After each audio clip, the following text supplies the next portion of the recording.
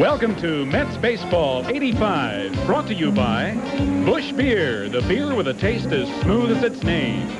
By Nissan, builders of technologically advanced cars and trucks for over 50 years. For drivers who demand quality, the name is Nissan. By Manufacturers Hanover, the financial source worldwide. And by Burger King. Come on in and try the big beefy taste of Burger King's new Whopper sandwich.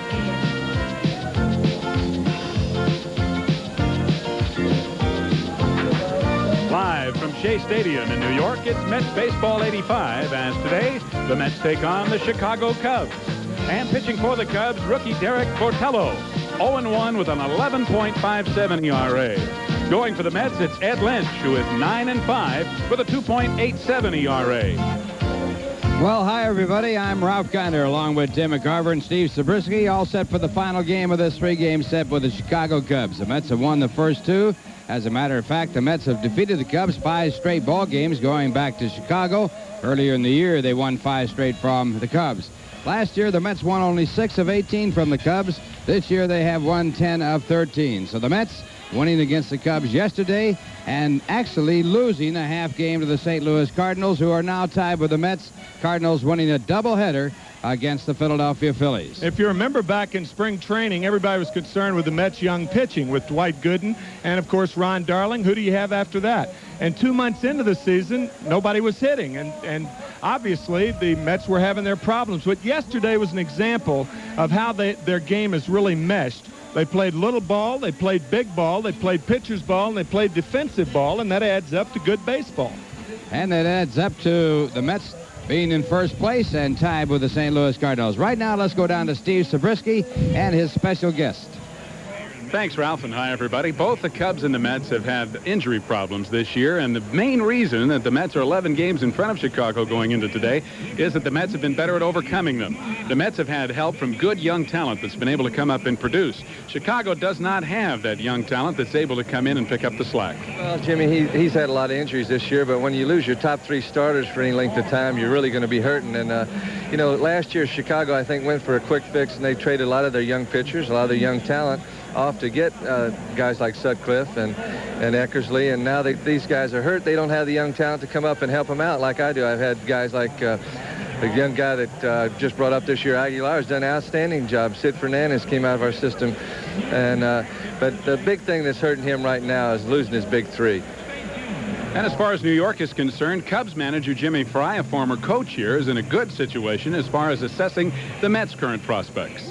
Right now, they got a lot of things going in their favor. From the time that I was here, of course, I think that Gary Carter has been the big difference in the lineup. We had just gotten Keith Hernandez the last year that I was in New York. He made a big difference. Now Gary Carter is also a guy that I think has made a big difference from 84 to 85.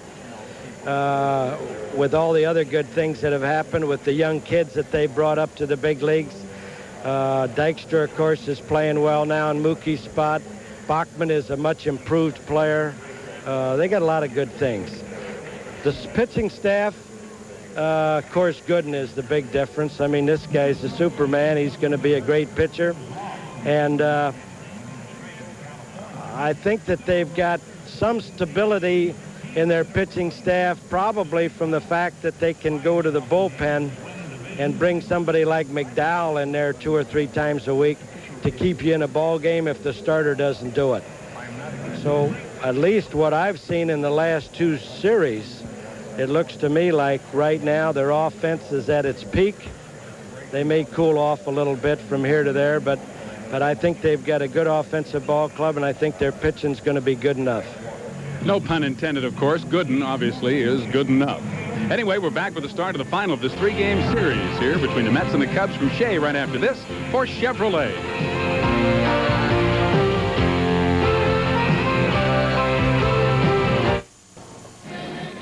Well, Ed Lynch, the starting pitcher for the Mets, he comes in with a record of 9-5, an earned run average of 2.87. Look at those walks. Only 19 and 141 innings. He has struck out 42 and given up 129 base hits. So Ed Lynch with a record of 9-5 on the mound for the Mets. And the lineup for the Cubs, Bob Dernier leading off and playing center field. Second baseman and last year's MVP, Ryan Sandberg, playing second. Left fielder Gary Matthews batting third. The Bull, Leon Durham at first, batting fourth. Keith Moreland, who leads the Cubs in game-winning RBIs, in right field, batting fifth. Jody Davis with 3 home runs in his last 3 games, batting sixth. Third baseman Ron Cey back in there after a rest yesterday. He's batting seventh. Shortstop Larry Boa with almost 2,200 hits, and that is really an amazing career for a guy who was cut twice from his high school baseball team. On the mound, Derek Botello, and of course he'll be batting ninth. And the defense for the Mets, Hernandez, Backman, Santana, and Johnson, first to third in the infield. Foster, Dykstra, Strawberry, left to right in the outfield. Carter, the catcher. Checking out the standings, the Mets and Cardinals tied for first. They lead Montreal in third place by 5, Chicago by 11. To give you an idea about 1969, when the Mets were the world's champions on August 13th. August 13th, they were 9.5 games behind the Cubs. So it's not over for the Cubs, even though they're 11 games out. And it's not over for the other ball clubs. Toronto leading the Yankees by 7, Detroit by 10, Boston by 12, California leading Kansas City by 2.5, Oakland by 3, and Chicago by 8. And the Dodgers leading Cincinnati by 6, San Diego by 6, and Houston by 14. So we're all set to go. As Bob Dernier steps into the batter's box, Dernier hitting .231. He has 1 home run, 14 RBIs in this overall series. And the first pitch, strike 1.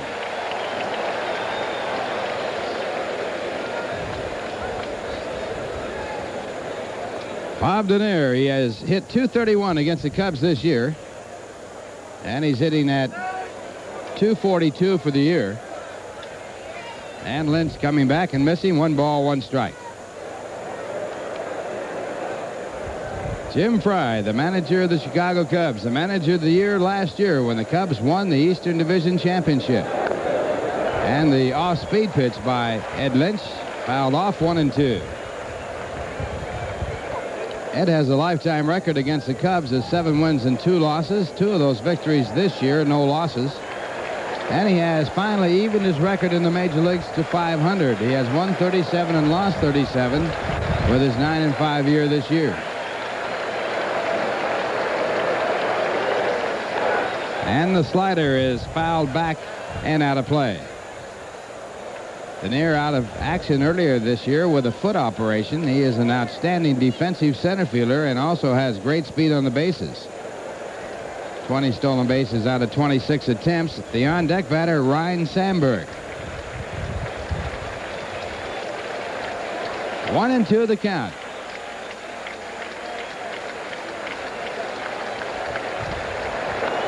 And the fastball foul back.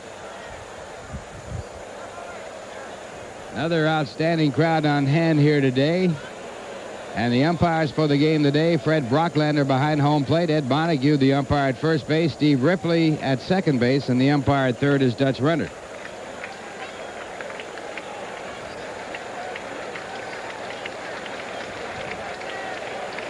Again, the 1-2 pitch. And the curveball, and strike 3.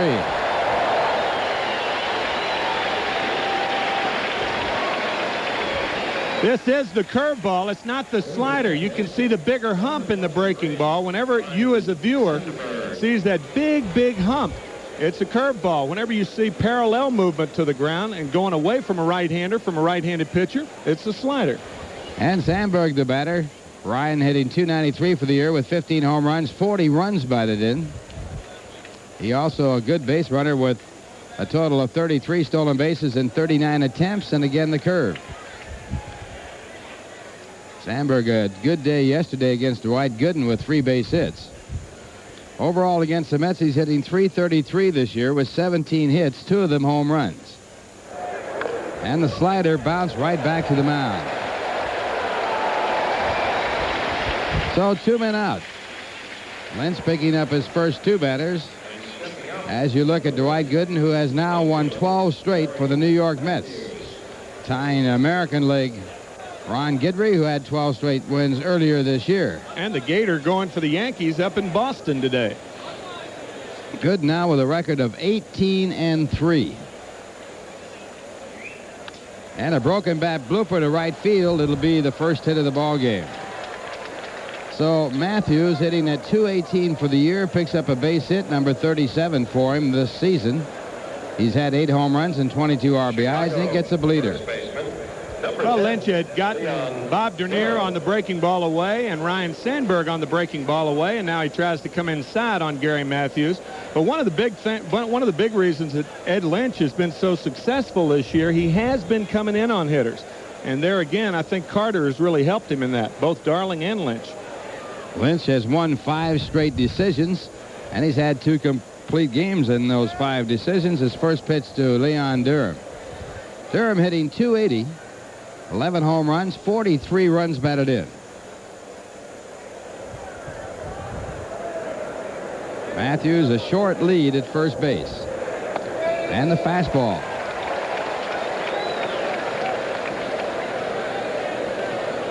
Lynch has averaged only 1.21 walks per 9 innings.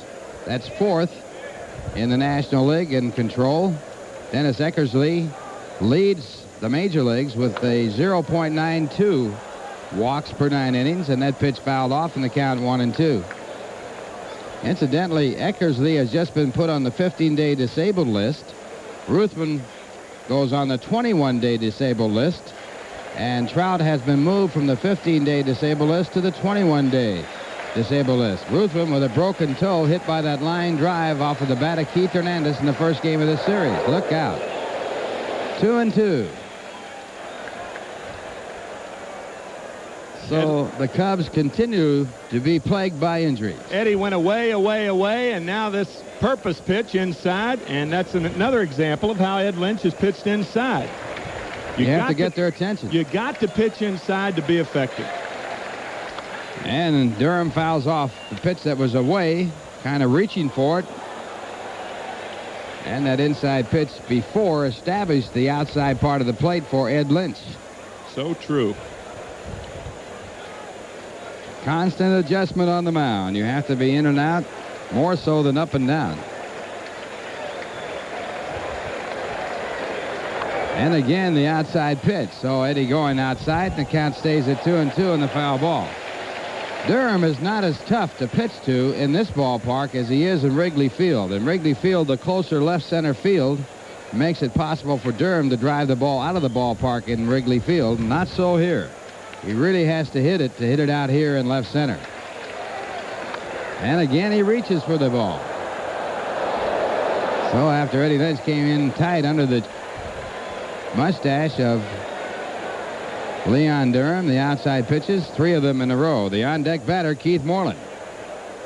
To reinforce your point about Bull Durham, he has only 7 home runs in the last 2 years on the road. He is tough at Wrigley Field. He had 23 last year, only 4 on the road. Now back inside, it just does miss. And it's 3-2. And there, Durham looking outside almost gets KO'd on the inside pitch. That's the in and out of pitching.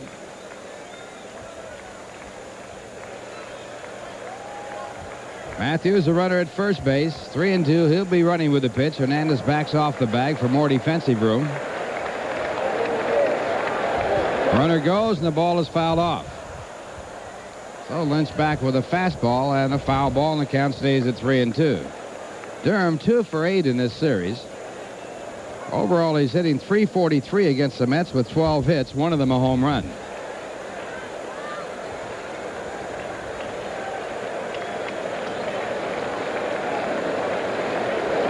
And it's popped up.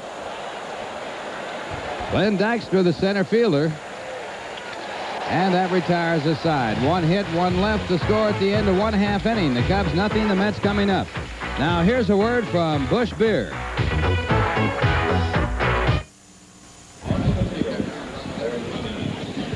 And the starting pitcher for the Cubs, Derek Botello, with a record of 0-1. The loss to the Mets. He has an earned run average 11.57 because he's worked only 4.2 innings in the major leagues. He's walked 3 and given up 8 base hits. Derek Botella pitched in the American League very briefly, was brought up from the minor leagues, and he made his first major league start, I should say National League start, against the New York Mets. He was 11-7 at Iowa before coming up to the majors. And the lineup Derek will be facing: Len Dykstra, the center fielder, leading off, followed by Wally Backman, the second baseman. Keith Hernandez, the player of the month in July, batting third. Catcher Gary Carter will hit fourth. Darryl Strawberry batting fifth. And you think a guy's locked in. He's going to be entertaining today to watch. He is hitting every ball on the nose. George Foster in left field batting sixth. Howard Johnson, the third baseman, will hit seventh. Rafael Santana batting eighth. And Ed Lynch, who is 3 for 36 on the year, but has really helped himself with the bat by bunting quite frequently. And defensively, the Cubs have Duran, Sandberg, Boa, and Say in the infield, first to third. Matthews, Denier, Moreland, left to right. In the outfield, Davis, the catcher. And we'd like to remind you this copyrighted telecast is presented by authority of the New York Mets and WRTV, and is intended solely for the private, non-commercial use of our audience. Any publication, reproduction, retransmission, or other use of the pictures, descriptions, and accounts of this game without the express written consent of the New York Mets and WRTV is prohibited. Beautiful summer day here at Shea Stadium. The temperature in the low 90s, a little bit of humidity, a little bit too much, as a matter of fact. And you're looking at Len Dykstra. Show you how well the Mets have been hitting. They got 3 guys in the on-deck circle at one time. They can't wait to get to the plate. And you really, you talk about how hitting is contagious, Ralph. These guys have that feeling. You're down in the clubhouse before the game. They have that confident feeling that they're going to win a ball game somehow. And Len Dykstra, the leadoff. Len hitting .250 with 1 home run, 15 RBIs. The infield shortens up against his speed, and he takes outside for ball 1. Mets are hitting as a team at an average of .252. They have raised their team batting average 30 points since July. July 4th, it all started in that 19-inning ball game against Atlanta. The Mets winning the ball game in 19 innings. That game started July 4th and ended well into July 5th. 3:55 in the morning. Longest game to an ending, the latest ending in Major League Baseball history. And the first pitch in the strike zone, it's 2 balls and 1 strike. Dykstra 2 for 5 in this series.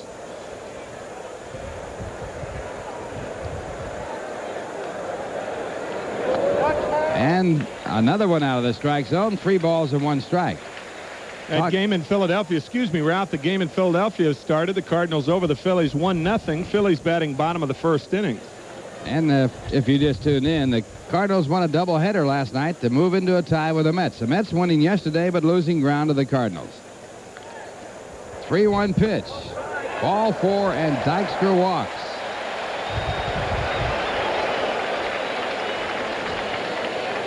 Len Dykstra doing his thing. He can get on base. Fine leadoff batter for the Mets. He has filled in admirably for Mookie Wilson. Now Wally Backman, who is a red-hot batter, coming up. Wally is hitting .294, 1 home run, 25 RBIs. He has hit in 9 straight ball games and hit .415 over the 9 games with 9 runs batted in.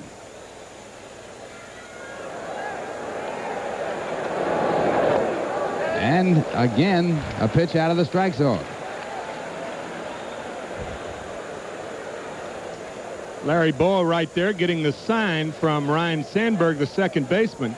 See that shortstop constantly looking at the second baseman, and he gives him the open mouth saying that you take it in case the runner runs, and if he has the closed mouth, it's me.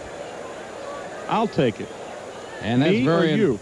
Very important on runners attempting to go towards second base, and also on hit and run plays to know who's going to be covered. Sign is flashed. Sandberg just gave Boa either the open or the closed mouth. I wonder how Boa likes the fact that Sandberg, who is much younger and much less experienced, giving the signs as who is the cover. I think probably the reason is Sandberg's a little closer to second base and probably has a better shot at the sign. Runner, big jump. The pitch is taken. No chance at all. Len Dykstra stealing second base off the pitcher. No doubt about it. You talk about a jump. When a catcher gets a ball like this, you might as well throw it to third and head him off. Oh, man. Have no chance. No throw. So obviously it was a closed mouth there, Sandberg covering. You had a good story you told earlier about Gene Mauch figured out how to read the jugular vein, right? In 1972, we'll try to mix this story in with the action here. Back when taking that pitch to allow the stolen base, and now the count at 1 ball and 1 strike. And the fastball missed. Back in 1972, when I was the hitter, Gene said, if ever I yelled your number out, then the second baseman is covering. In other words, you receive the hit and run sign from the third base coach, and then if you hear your number, the second baseman is covering. And the way he read it was he would read the vein in the neck. If the mouth was open, the vein in the neck expanded. That may be getting too technical, but Gene Mauch was never wrong, and I picked up about 6 hits because of that. You knew who was covering the second and hit through the hole. If you don't hear your number, the shortstop's covering. It's really a very simple device, but the fact was that Mauch could see the vein expand in the neck, thereby allowing him to know when the second baseman was covering. And as a hitter, you could read that. You could tell if the second baseman's covering and your left-hand batter, you figure that they'd be throwing a fastball. That's right. And if it's an off-speed pitch, a curveball, it would be the reverse. And the other fielder would be covering. So Backman struck out. One of the few times that Wally Backman has failed to move the runner along. And now Dykstra at second base with 1 out. And Botello will be pitching to Keith Hernandez. Hernandez hitting .302 now with 8 home runs, 66 runs batted in. And Keith has been unbelievable. In his last 34 ball games, he's batted .398 with men in scoring position. He's batted .512. He's had 1 home run and 29 RBIs in his last 34 ball games, raising his average from .251 to .302. And a good curve. It's just out of the strike zone.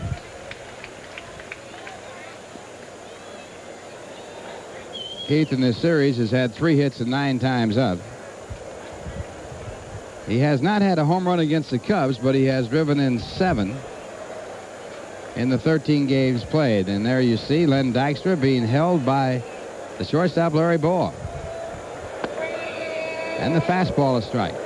So you could read Larry Bowa's lips there. He said, "Watch me," which means that if Dykstra gets off another step or two, he'll use that daylight play. And anytime the pitcher sees daylight between the shortstop and the base runner at second, he turns to throw. What a great shot that is, huh? And a play on at second, but no throw. Yep. The daylight play. Famous daylight play was Phil Macy picked off in the World Series at second with the umpire blowing the call. George Barr was the umpire. They called him safe, and Bob Feller had the man picked off at second. Lou Boudreau covering on the plays in this ballpark right now, broadcasting for the Cubs. And then after the umpire blew the call, Tommy Holmes singled in the run to beat Feller 1-0 in the 1948 World Series. Feller never won a game in a World Series. Boudreau was the playing manager then at the time, right? 1948, the playing manager of the Cleveland Indians.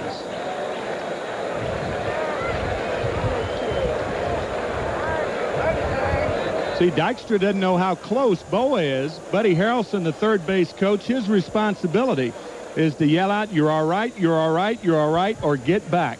Those are the only things he can holler, and there's Buddy. And Bowa, by playing so tight on Dykstra, leaves a hole there for Hernandez. And Keith misses the fastball, and the count 2 balls and 2 strikes. You have to give a little, take a little. If you're cheating to do something, you might get caught. Can't be every place, can That's you? right. And the good ball clubs know what's going on. The Babins go through the motions. Buddy Harrelson trying to make sure he's heard with this noisy crowd here as he tries to give Dykstra all the help he can.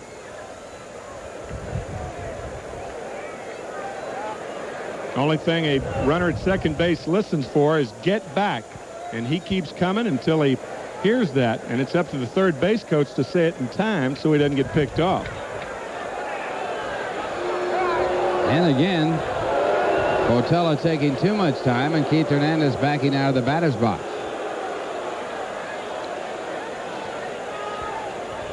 Needless to say, this is an important game for the Cubs. They're 11 games out of first. They're not out of it.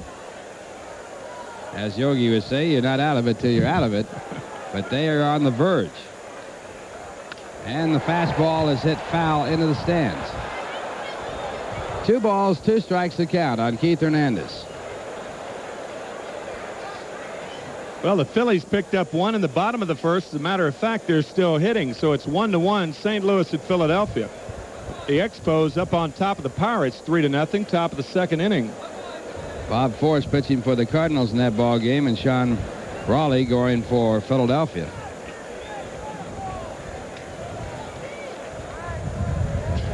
Again, the 2-2 pitch hit into left center field, but not hard enough. Matthews right there, and he hauls it in. And Dykstra back to second base.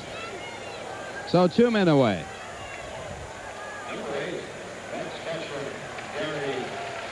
Well, that beautiful compact swing of Keith Hernandez. Arms extended, the trigger back. Hit the ball fairly well, but got up under it a little bit too much. Caught him a little bit behind it, and he didn't really get the good part of the bat and the ball. Not a lot of extension on that swing. But sometimes you got to tip your hat to the pitcher. You got that little extra movement on it, little late pop. Matter of timing, 2 men away, and Gary Carter the batter. Carter hitting .267, 14 home runs, 55 RBIs. And it's inside for ball 1. The most home runs ever hit by a Met catcher, 15. John Stearns had 15.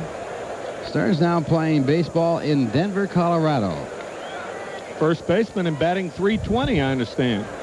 And a drive to left field. It is high. Is it far enough? Going way back. It is gone off the back wall, and a home run for Gary Carter.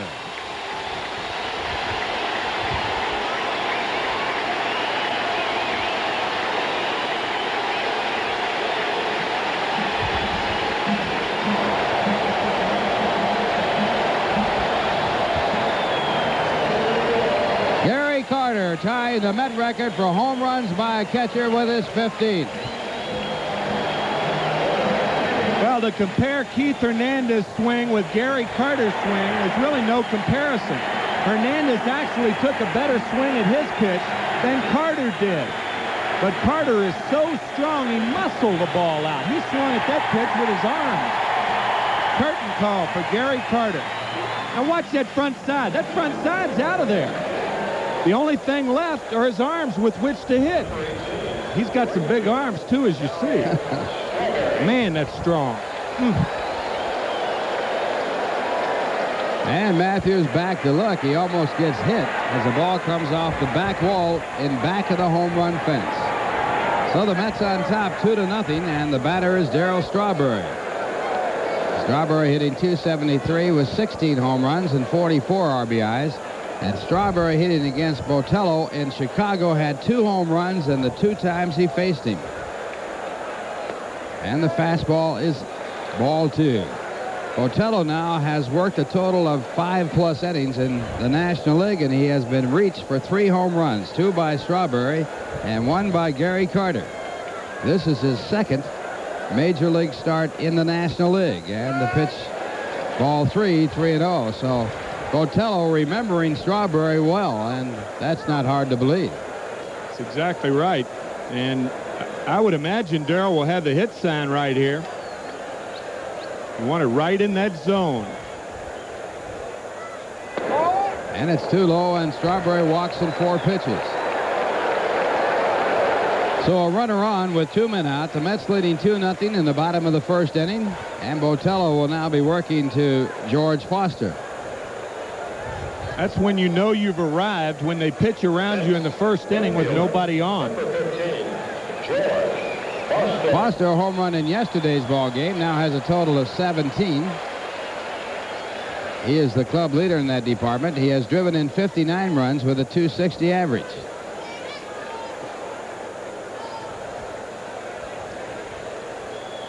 That's getting their 86th home run as Gary Carter put it downtown. The Cubs have had 88.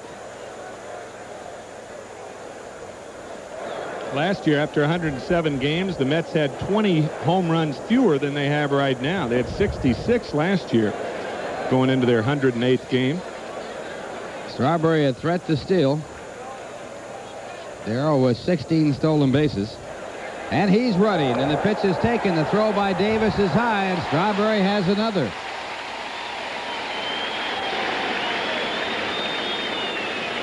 I don't think I've ever seen Darryl Strawberry dive into a bag or into home plate. But you talk about extension. I mean, when he gets down, he got down about halfway down there, but you hate to see a guy like Darryl Strawberry go in head first. Especially after coming off that torn thumb ligament. Yes, sir. And that pitch on the stolen base inside for ball one, now ball two. So Botello struggling here in the first inning.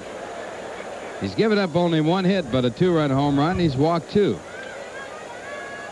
Portuguese right-hander.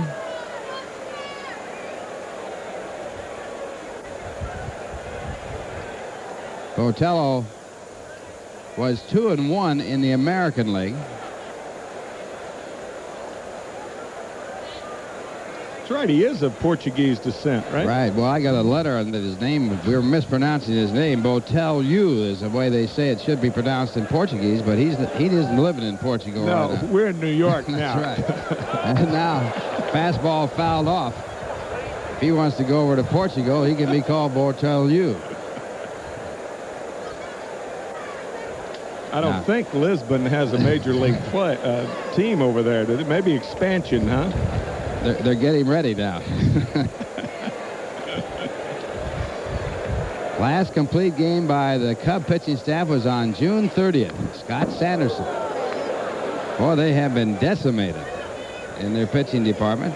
Their first four starters, the guys that they had to rely on, have missed 25 starts due to injuries. And right now they have 3 of the 4 on the DL. Trout, Eckersley, and Rick Sutcliffe.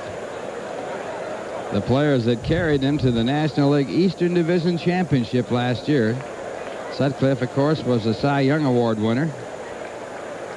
And he's on the DL. Trout, fine left-hander, pitched exceedingly well. And Eckersley in the second half of the season, I think, was 8-1. And Foster just does manage to get the end of the bat on that one. Then it's fouled off. So they count 2 balls, 2 strikes.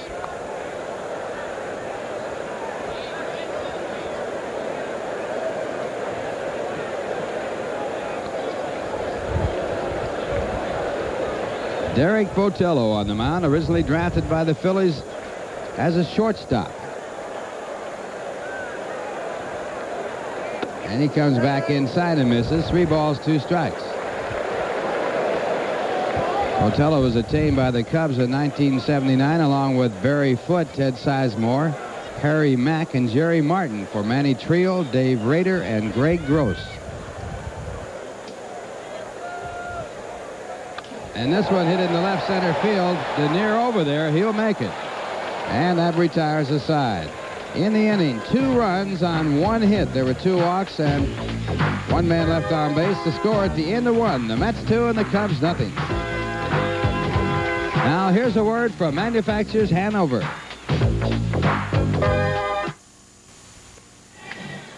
We're going to the top of the second. The Mets leading 2-0. And for the Cubs, the leadoff batter will be Keith Moreland, the right fielder. Moreland hitting .287 for the year with 9 home runs, 63 runs batted in. Against the Mets this year, he's batted .340. He has always been a tough out for Met pitchers. And Ed Lynch with a fastball, it's fouled down. Moreland coming to the Cubs from Philadelphia. Started his career as a catcher. He has played first base, third base, and also the outfield. He still fills in occasionally behind the plate. And a good fastball. Strike 2. Len Dykstra moving properly from left center to right center now with 2 strikes. I mean, way over there. Now they're moving Strawberry toward the line. How about that? Talking about that for the whole year. Yep. As we mentioned, the Moreland was a right field hitter with 2 strikes. He really gives up and goes to right field. I don't mean giving up at the plate, but he gives up trying to pull.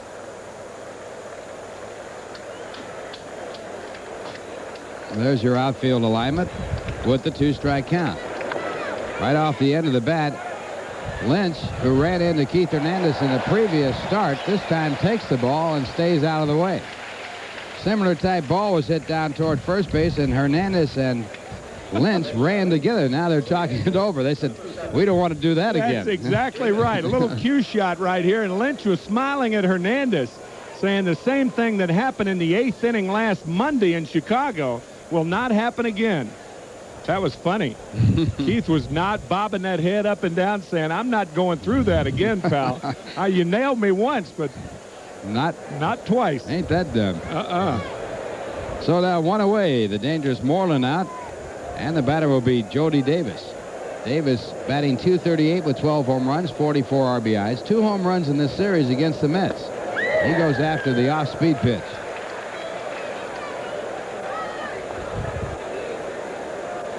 Davis has had 3 home runs against the Mets this year out of his total of 6 base hits.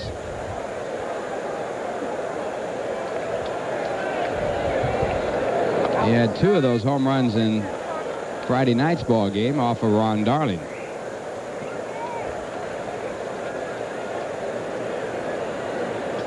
One and one the count. Davis in this series 4 for 8, so he's had a good series.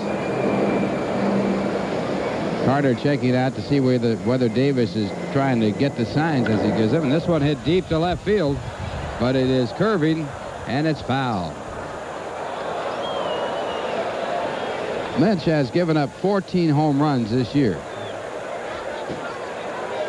You're really at a disadvantage if you're a catcher and you weigh 200 pounds and the guy peeking back at you is about 6'4", 6'5", and weighs 230. That was the case with Joe Adcock, who used to peek. I used to say, sure, Joe. Go ahead and look. Go ahead. Be my guest. Here it is. You can shake me off if you want to.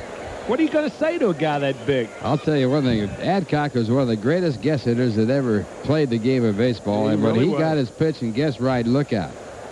One game at Ebbets Field, he had 4 home runs, and his 5th time up, he doubled for 16 total bases in the ball game. Nobody's ever done that. The next day, his first at bat, he got hit right in the head. It was a neck ball, I heard. A neck ball. Yep.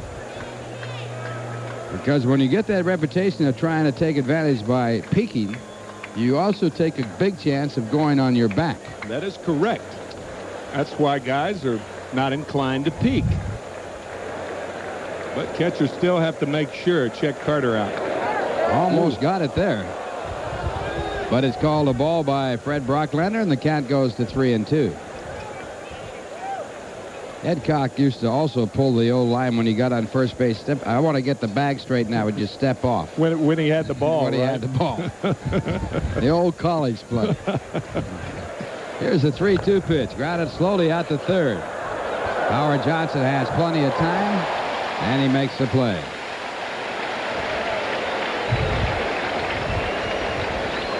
When you're a third baseman like this, you've got a lot of things to think about because you're running forward, and now you've got to throw back across your body, and the runner can sometimes interfere with your line of vision. A good play by Howard Johnson.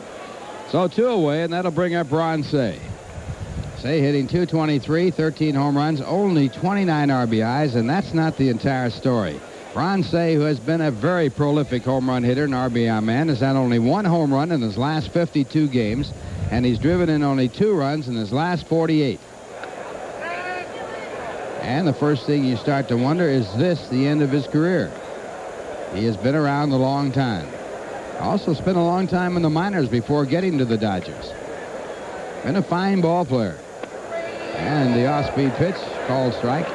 Yeah, with a young player, they'd say, well, we'll hang with him. He's just going through a bad year. But people are inclined to see. You see his home run total there. 6th on the all-time list for third baseman. But when you're older, they don't think you can bounce back. And that is not always the case. A la Tony Perez. Pete Rose. Well, that goes without saying. Well, I mean, you know, his last year in Philadelphia in 1983, he didn't even start 3 World Series games, sitting on the pine. They had him written off, didn't they? Yeah, playoff games. Now, how can you not start, when you look at him right now, how can you not start Pete Rose in a playoff or World Series game? Line shot at Santana, and that will do it. 1, 2, 3 for Ed Lynch, and the score at the end of 1.5. The Mets 2 and the Cubs nothing. Now here's a word from Nissan.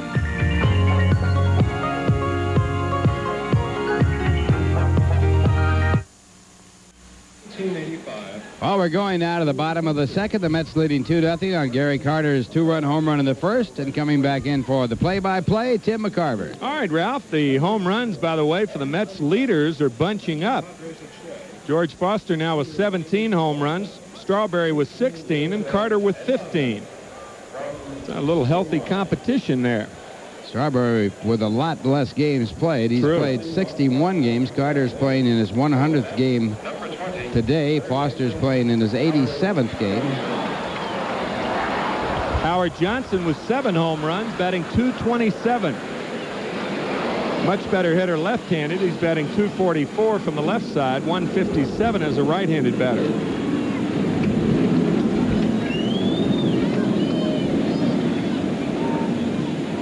Slider from Derek Botello is low, 1-0. 2-0 New York. One of the things you look for in a batter, if he gets off to a bad start and then finishes strongly, that's a plus. If he gets off to a great start and finishes poorly, that's a minus. 2-0 to Howard Johnson. Even though he might end up with the same average, if you're comparing two players, one might end up with the same average as the other. It's how you get there. If you get there at the end of the season coming up, very good sign. It means you mastered or you're about to master Major League pitching. The other way, the pitching has mastered you. And you can make a case also, as it's 3-0 to Johnson, that the change of leagues is an adjustment. There is something to that. Howard hitting much better over his last month and a half. As a matter of fact, he's batting .295 over his last 29 games. So that reinforces your point. There's a strike, 3-1 to Johnson.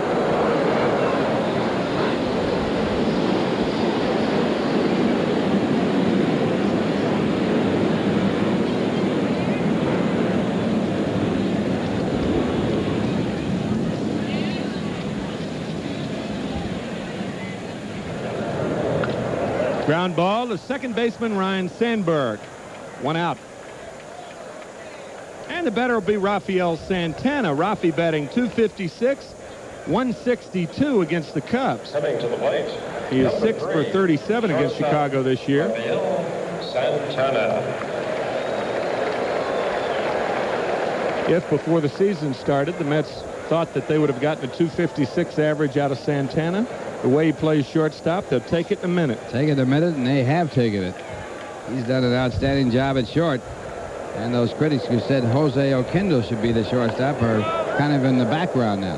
Jose, unfortunately for Little Joe, is batting .207 at Louisville, the AAA affiliate of the Cardinals. 0-1 to Santana. 2-0 New York leads, bottom of the second. Or, unfortunately, he's playing behind Ozzie Smith. So is Ivan De Jesus. By the way, that game in Philadelphia, 2-1 now. The Phillies over the Cardinals. Cardinals batting in the top of the third inning.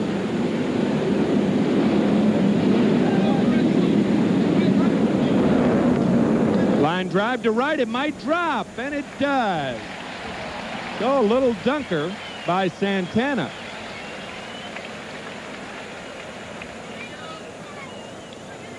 And Ed Lynch, the batter. Eddie probably up there to sacrifice. Well, he got into his kitchen, and with that so-called inside-out swing, he's hit on the trademark on the bat, bloops it in the right, but they all look like line drives in the paper the next day. Ralph, I guess it's true also that if you've got to play Larry Boa shallow in left field, then you've got to play Santana shallow in right field. How many times have we seen him dunk balls in this year? Like that. Good bunt by Lynch, and Durham wanted to go to second. I think he should have. Sacrifice successful. He had to play at second base, and of course, being a left-handed thrower, it's a much easier play. But he decided at the last minute that he didn't have, and so the sacrifice works. Look at it again. Now watch where he fields this ball. And watch where the runner is. Now Durham fields it there. He's got to play at second. He's got an easy play at second base. Yes, sir. But he takes the sure out, picks up the second out of the inning, but the Mets have a runner in scoring position. Talking to Hernandez about that play, he figures that go ahead and throw it to second anyway, because you can always turn the force out. It can be a 3-6-4, even if you don't get the guy at second base. Here's Dykstra, and he lifts one to right center, and Moreland is there. And he catches it for the third out. No runs, a hit, and one left for the Mets in the second. And after two, it's 2-0 New York. Now here's a word from Burger King.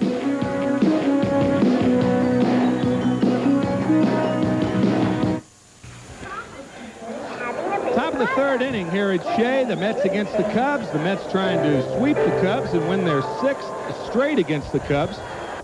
As we look at some other scores around the National League. And the Expos 3, the Pirates 1, top of the third. Cardinals behind the Phillies 2-1, top of the third. Astros and Padres later. The Reds and Dodgers later. The Braves and Giants later. Dodgers now lead the Reds by 6. They won yesterday. Fernando Valenzuela in the mound. Fernando leading the National League in complete games now with 13. Dwight Gooden with 12, as he recorded his 12th yesterday. I love Ron Darling. All right. Well, you got to love him the way he's been pitching this year, and you got to love this ball club the way they've been playing. They have won 12 of their last 14, 6 in a row, 27 of 34. And this big crowd on hand, that's the reason they're here. And we'll see whether George Foster plays Larry Boa shallow, like Moreland should have been playing Santana. Number 1, shortstop Larry Boa got a dunker in front of Foster yesterday. Boa batting .364 against the Mets this year. Ed Lynch on the mound. Little flare to left, and Santana makes the catch. That gives you an idea of the type of hitter he is, though. When he hits it to the left side, it goes it doesn't go very far, let's put it like that, although Whitey Herzog said he can't hit.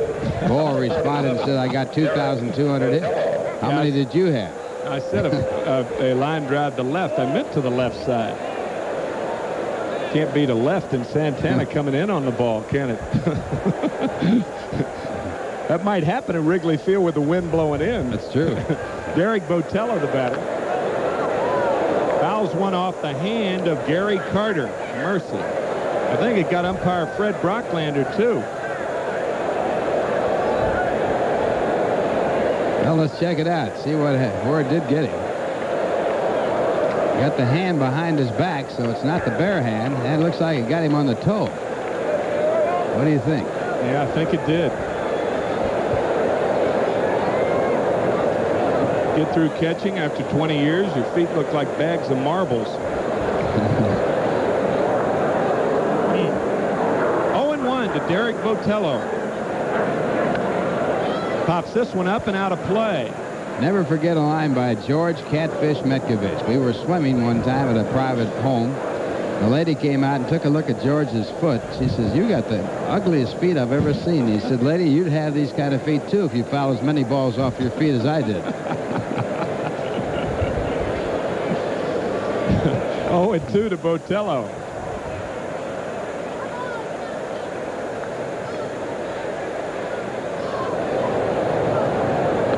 Fastball outside. 1-2 to Derek.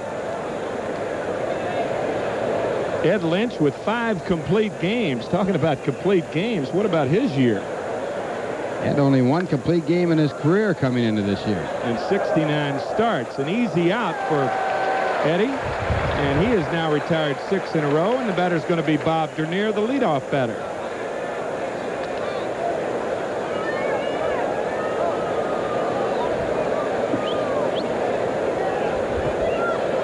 center fielder Bob. Bob struck out his first time up. There's his average against the Mets this year. One of the catalysts to this Cub offense last year. He batted .272 in the '84 season. Dernier coming over with Gary Matthews for Bill Campbell. last spring. What a deal that was for Dallas Green and the Chicago Cubs. 2-0, New York. We're in the third inning. 2 out, nobody on. 1-0. Got to give Dallas Green an awful lot of credit for turning the Cub ball club around. In a hurry, too. There's Lee Smith, the big Terminator-type pitcher. He closes out ball games for the Cubs. 2-0 to Dernier. Cubs had not won a pennant since 1945, and someone once said they had more dog teams in Chicago than the Yukon. But he turned that ball club around. And last year they won the National League East. First time they'd been in a playoff situation since 1945. It's kind of a cute line. More dog teams in Chicago than the Yukon, huh? That's right. Sergeant Preston. Sergeant Preston. The new manager. Well, they were far from dogs last year. They had a good, solid ball club and still do, but they have just had too many injuries this year. It's really that simple. 3-1 to Dernier. Dallas Green was quoted as saying that the pitching hasn't been the problem, that the ERA, team ERA, was the same, but I don't buy that in any way. You cannot lose all the pitching that they've lost and expect to be a tough ball club. 3-2 to Dernier. Talking about feet a while ago. Bob Dernier with that foot injury earlier in the year had to go under the knife and now has that protective sponge on his left foot. 3-2 pitch. Line drive, base hit, right field. So Dernier with the 2-out single. That'll bring up Ryan Sandberg, who grounded back to Lynch his first time up.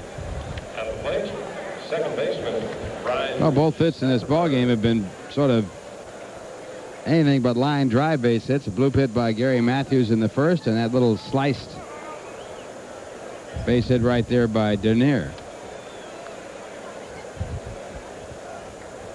Sandberg entered the game batting .293. He leads the Cubs in home runs with 15, and he has 33 stolen bases. One of the few Cubs who are doing what they did last year, or not in the case of Sandberg because he was the MVP and had those numbers, but still a very respectable average. Last year he batted .314 with 19 home runs, 84 RBIs, 32 stolen bases. 0-1 to Sandberg.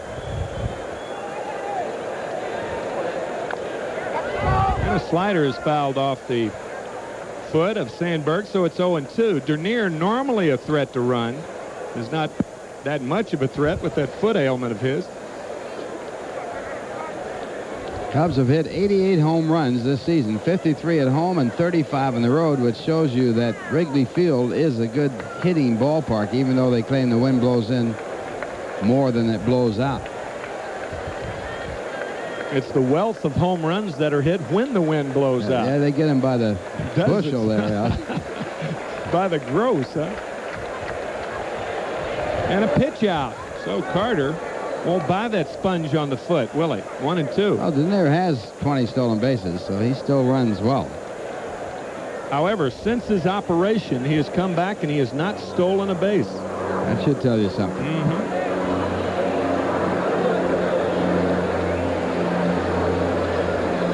Not running. Ground ball by Johnson at third.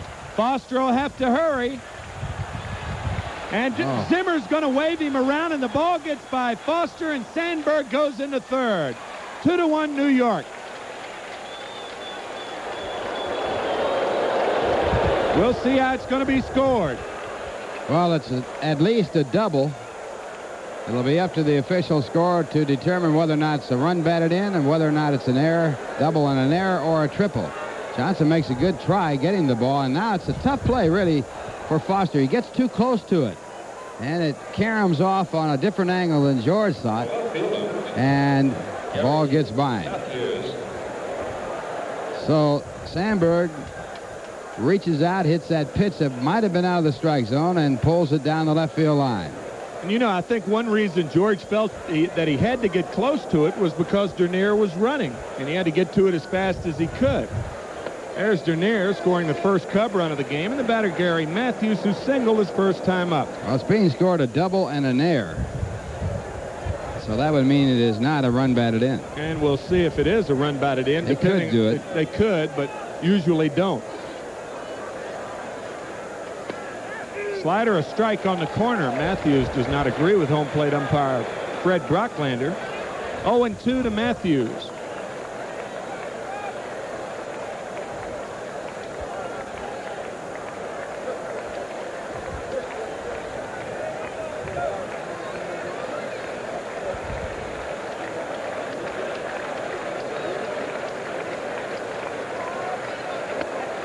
One and two to Gary.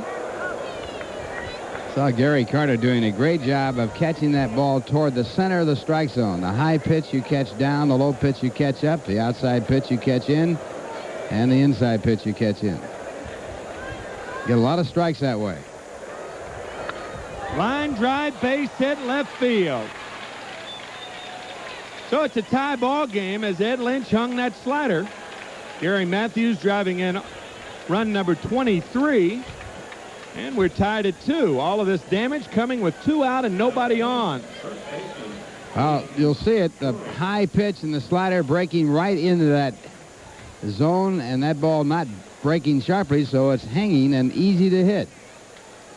And Matthews, who's having an off year, gets this one and hits it well. Santana makes a good try to get to it, but he misses it by about a half a foot. Leon Durham, who flied to center his first time up, does so once again. And Dykstra makes the catch, but the Cubs tie it up. 2 runs on 3 hits, and they strand 1. And after 2.5, we're tied at 2. Now here's a word from OTB.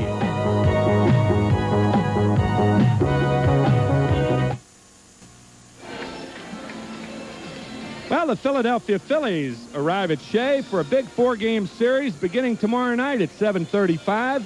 Mets and the Phillies meet again on Tuesday night at 7:35. And then on Wednesday, we got a treat for you. There will be a unique doubleheader here at Shea. At 6 o'clock on Wednesday evening, the wives of the Mets will try to avenge an earlier loss this season to the wives of the Phillies. That's a wives softball game at 6, followed by the regular game, of course, at 7:35. Then the homestand ends on Thursday afternoon when the Phillies return a 135 Senior Citizens Day contest. And that's the Phillies and the Mets Monday through Thursday for 4 games, 3 night games, and then on Wednesday the doubleheader with the wives softball game and an afternoon game on Thursday. And fans, the revised edition of the Mets 1985 yearbook can be purchased through the mail by sending a check or money order for $5 payable to the Mets to Promotion Graphics, Department M, 160 Varick Street, New York, New York 113.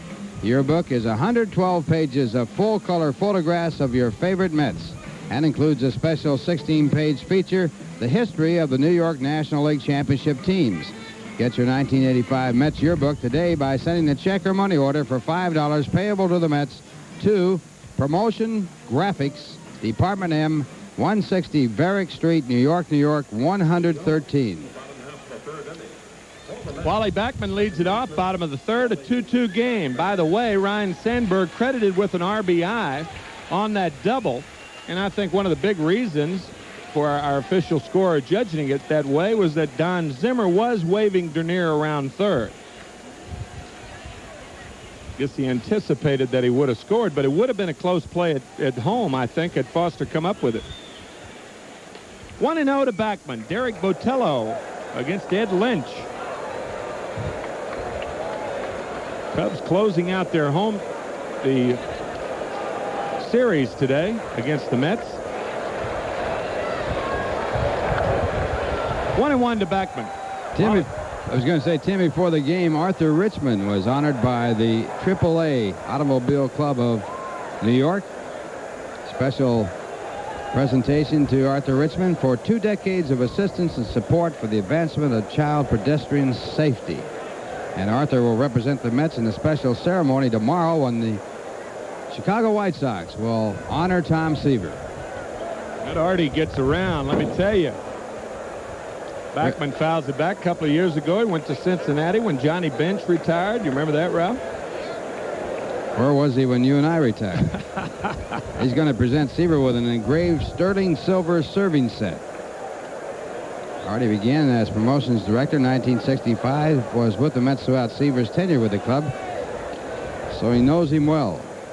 1-2 to Backman. Curveball, base hit, left field. So Wally Backman continues his hot hand. That's 10 in a row. Well, this is a hanging curveball. Wally gets on it, punches it into left center field to extend his hitting streak to 10 straight. He has batted over 400 in those 10 ball games. And the Mets now have a runner first with no one out. And Wally hit in a career-high 12 straight back in June. He has been consistent, and speaking of consistency, Keith Hernandez the batter. Keith 0 for 1. He flied to left center his first time up.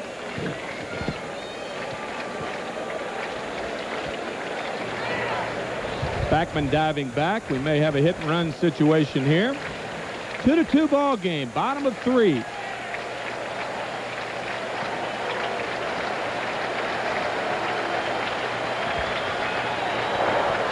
One and 0 to Hernandez. Well, with Keith up there, it's time to play Mets trivia. As you know, Keith Hernandez, hotter than a firecracker the last 6 weeks. Finished the '84 season with a .311 batting average, the third highest ever by a Met. Do you know the Met whose averages are higher than Hernandez? The 2 New York Mets with averages higher than Keith over one season. There are 2, not just 1. Well, it says, do you know the Met whose averages are higher than? Okay, so evidently it's it's just 1. Yeah. That was before I peeked at the answer. You're not going to let me peek? I think I know the answer to that one. All right, 2-0 to Hernandez. We'll tell you after Keith hits. See what Backman does.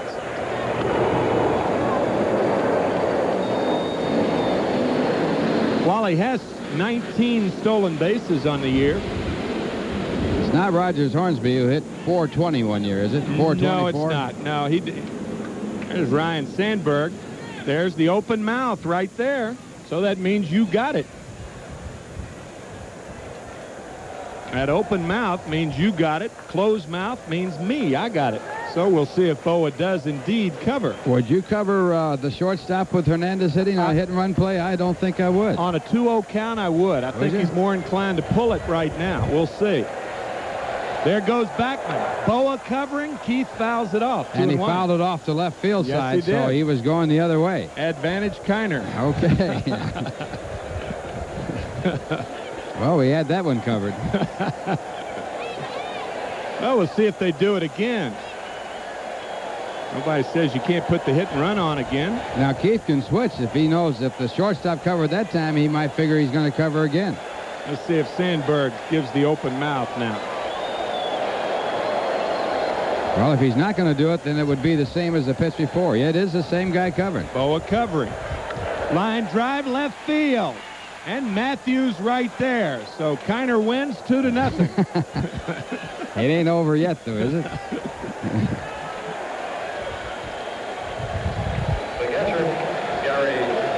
Fascinating part of the game, though, isn't it? A lot of the little things that go on. Boa now talking to Botello. Hernandez hit it hard. And so did Gary Carter his first time up. A big 2-run homer, his 15th of the year. One of the things the pitcher has to know here is who's going to cover second base if the ball's hit back to the pitcher. Well, of course, you got a pull hitter up, a right-handed pull hitter up, so I would imagine Sandberg will be covering all the time. He's a lot closer to the bag, too. So we saw the open mouth. Let's see if we can see the closed mouth now. There it is. Means I'll take it. Second baseman. That was a rather definitive pucker right Looked there. like he might be a cornet player or something like that. Probably a piccolo player, huh?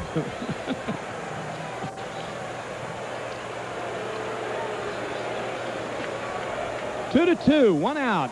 Backman at third, or at first, and there it is. Sandberg covering. Ball well hit again, left field. This ball might make it. Second home run of the afternoon for Gary Carter. Mets lead 4-2. What a rocket.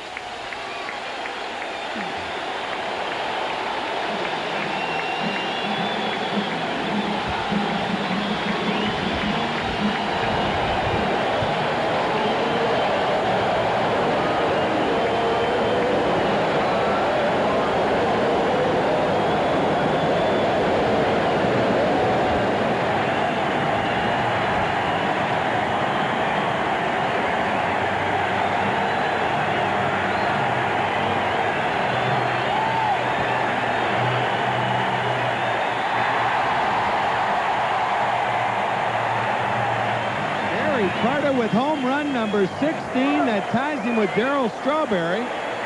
And here it is, a fastball right down the center of the plate, and Carter gets his second home run.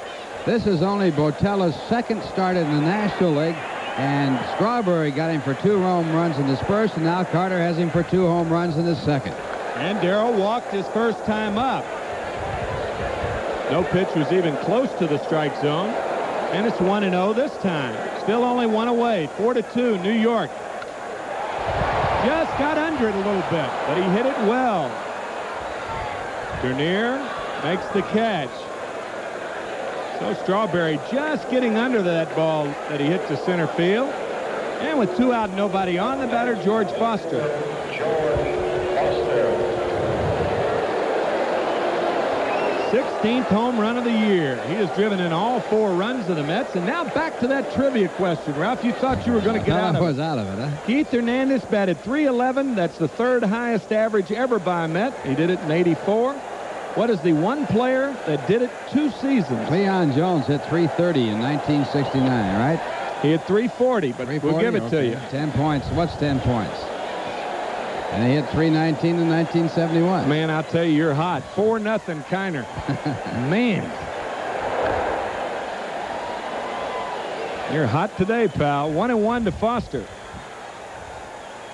Larry Sorensen, the Chicago Cub pitcher. Chicago still having problems with their starting pitching.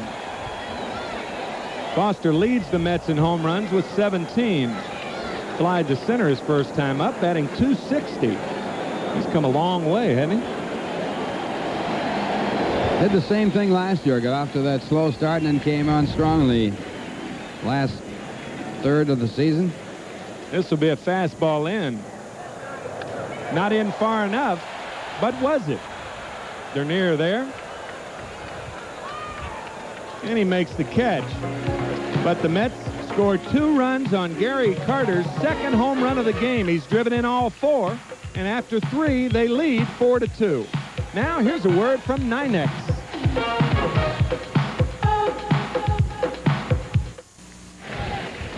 Well, we're going now to the top of the 4th inning. I'd like to remind you, weekday afternoons is back-to-back adventure with the return of SWAT at 4 and Vegas at 5. Don't miss the excitement right here on Channel 9. And coming in on Channel 9 for the play-by-play, Steve Zabriskie. Speaking of excitement, right, Ralph? Absolutely. You guys are having all the fun here today. See if we can keep it going. Keith Moreland, Jody Davis, and Ron Say to face Ed Lynch. 4-2 New York on 2 2-run homers by Gary Carter. One in the first and one in the third. Is it true that you named your dog Stay and you drove him crazy by saying, "Come here, Stay"? A Stephen Wright line. He is a funny man. But on the ground to short, Santana scoops it up and very quickly 1 away. Over in the American League, the scoreboard shows the Yankees no score against the Red Sox in the top of the 2nd inning. Indians 2, Tigers 1, top of the 4th. Angels 1, Twins nothing, bottom of the 1st. Blue Jays nothing, the Royals nothing, top of the 1st. Orioles and Rangers tonight, the A's and Mariners later, and the Brewers and White Sox no score, just getting underway. Here's Jody Davis. Davis rounded to third baseman Howard Johnson back in the 2nd inning. Jody in the series 4 for 9 with 2 home runs. And he hits the first pitch, grounding it foul outside third for strike 1. Nice play by the hat. Chris Spire will take care of it. Davis has had 3 home runs in his last 3 ball games total.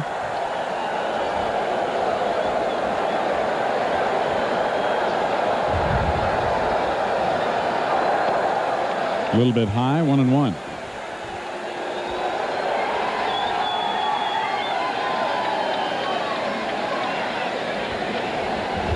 Phillies leading St. Louis 3-1 in the top of the 5th inning.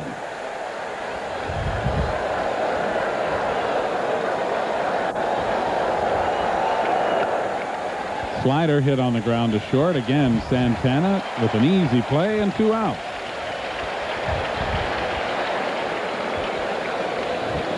And stepping up, third baseman Ron Well, so far, a pretty typical Ed Lynch game, at least the way Eddie's been going lately. Ron Cey hit a ball hard, one of the few that have been hard hit, lined it to Santana to end the second inning. 1 strikeout and no walks. That's typical. Yep. And a lot of contact. No contact there, strike 1.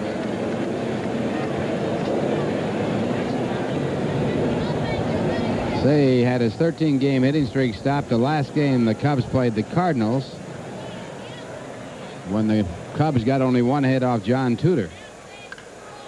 There's one well hit and into the corner down the left field line. It'll be in there for extra bases. Foster plays the carom barely well, and Cey is in at second with a double.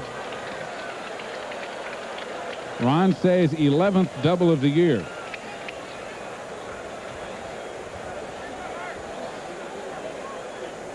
Well, Cey was benched yesterday when Gooden was on the mound. He had been 0 for 4 against Darling and McDowell. Now gets his first hit of the series as he doubles in the left field corner, and he's now 1 for 6.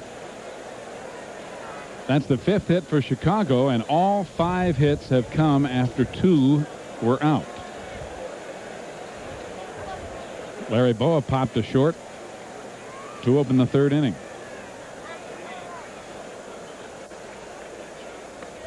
And a good off-speed delivery from Lynch for strike 1. You ever notice the change of wording as you look at the Philadelphia 3, St. Louis 1 score in the bottom of the 5th now? Instead of saying a player was benched, they say he's rested. The euphemism for being benched. We're resting him. Or we're giving him the day off. Strike 2. Used to be they'd say they're benching him or they're sitting him down for a while.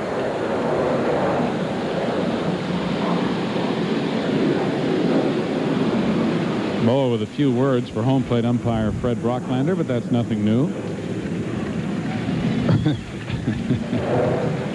Just missed. Maybe the conversation gave Boa a break there. 1 ball, 2 strikes. Boa's had an outstanding career. There's no doubt about it. He is a durable ball player. Before he was being benched because of not hitting and not playing as well as he used to, he played about as many games a year as Pete Rose. That's inside 2-2. He has now played, I think I'm correct, more games at shortstop than anybody else in the National League. National League. He beat Rabbit Moranville's record, and that happened earlier this year. Rabbit Moranville, the inventor of the basket catch. Not many people will believe that, but he did it before Willie Mays. Cey at second with 2 out, and 2-2 the count to Boa. Popped up and playable in foul territory for Howard Johnson. And the inning is over. 1 hit and 1 left for Chicago in the 4th. In the middle of the 4th, New York still leads it over the Cubbies 4-2. Now here's a word from Busch Beer.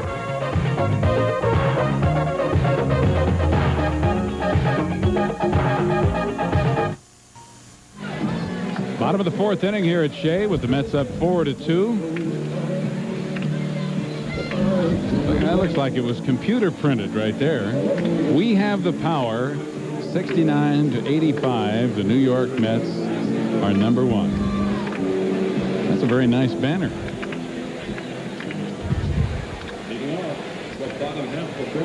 Somebody knows something about computers, I would say.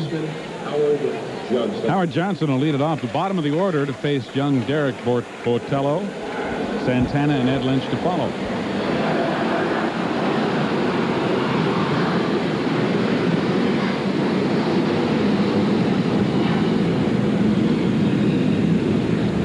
Hojo grounded to second his first time up.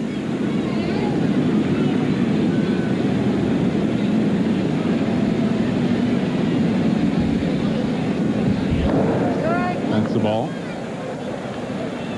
Derek Botello probably right now, Ralph, has the highest home runs to inning pitched ratio in the major league. He's worked 7+ innings and he's given up 4 home runs.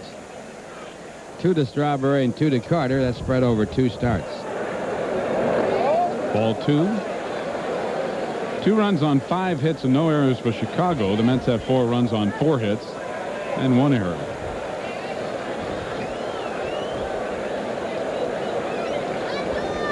And after this game, the Mets stay at home. Philadelphia coming in here Monday, Tuesday, Wednesday, and Thursday. Popped up on the infield on the left side for Larry Boa. 1 away. And incidentally, contrary to popular belief, as Rafael Santana will be the next batter, there are lots of tickets remaining in this homestand. And I've heard some talk around town, Ralph, about people talking about how tough Mets tickets are to get. And that's really not the case. There are a lot of seats here today, and there are a lot of tickets left for the rest of the homestand. I think the strike caused a lot of people to back off on buying tickets, thinking they might not be able to see any baseball here. But now with the strike settled and we're in baseball again. Lofted to center. Dernier went back and now has to come in as the wind got a hold of it. 2 away. The wind is blowing in from about, I guess, right away right now from the right field corner to the left field corner. And a lot of times during the game in from right center. So 2 out and nobody on for Ed Lynch, who sacrificed successfully his first time up. Eddie's pretty good with that stick when it comes to bunting the ball. That's a ball outside.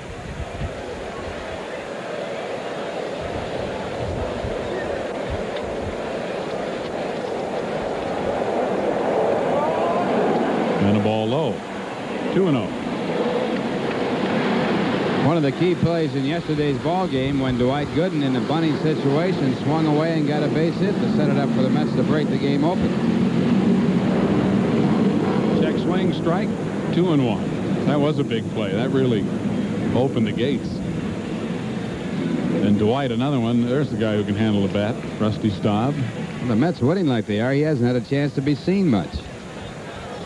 Eddie Lynch fouls it off into the stands. Carter got it again. Got it be earlier, and now it's Davis. And he is in pain. That ball went down. Off the shoulder. Got him off the shoulder, hit the ground after that, and still caromed into the seats. So it came off that bat with some kind of force because it hit Davis, hit the ground, and still made it about 5 rows back. And that is his throwing shoulder. Mm-hmm. Here it is. Let's see where it gets him. Well, they got him right on the shoulder cap. Strangely enough, you get hit as a catcher on foul balls more by bad hitters than by good hitters. Bad hitters that have those funny swings kind of tick it off at times. Good hitters usually hit it square and don't foul it back in that direction. Those good hitters will hit your mitt with a foul tip more than your body. Well, Jody's going to hang in there. And it didn't look like it caught him on the meat part of the deltoid muscle. It looked more like it caught him up right on the point of the shoulder. And if so, he may want to take a throw. Just got word that Mike Schmidt has homered for the Phillies after Virgil had hit a home run. It's now 4-1 Philadelphia over St. Louis as they go to the 6th inning. And Shane Raleigh pitching a fine ball game, still in there for Philadelphia. Cardinals and Mets tied for first. How you win a ball game, you think you're going to pick up ground. The Mets lost a half a game to the Cardinals yesterday. Cardinals won a doubleheader, really pounding the Phillies in that nightcap. Eddie fouls another one back, and it's still 2-2. And Jody throwing that ball back to Botello very gingerly. Well, that just makes your arm feel dead, too. Your whole arm is just almost like it went to sleep, in addition to the pain in your shoulder.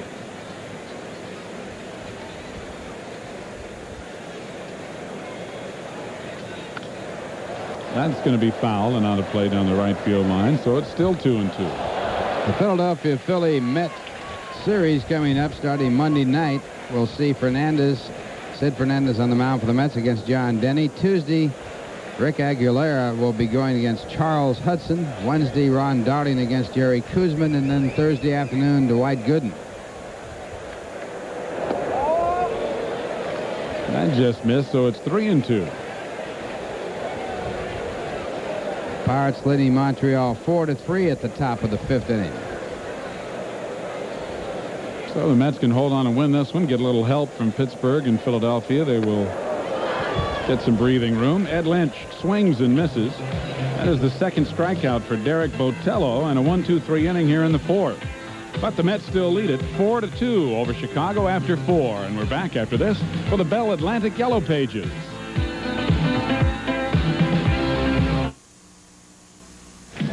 Steve Zabriskie along with Ralph Kiner and Tim McCarver bringing you all the action on WOR from Shea. 4-2 New York as we go to the fifth inning. Ed Lynch has allowed just 2 runs on 5 hits. He has struck out 1, walked none, and is enjoying a lead. Ed has won 5 in a row, so he's going after his 6th win in a row. Hey, Tim. Looks like one of Tim's old baseball cards there. And Tim's hoping it is a recent baseball card. Oh, there's Tim when he was a baby. A Mets fan even then. The cute-looking kid.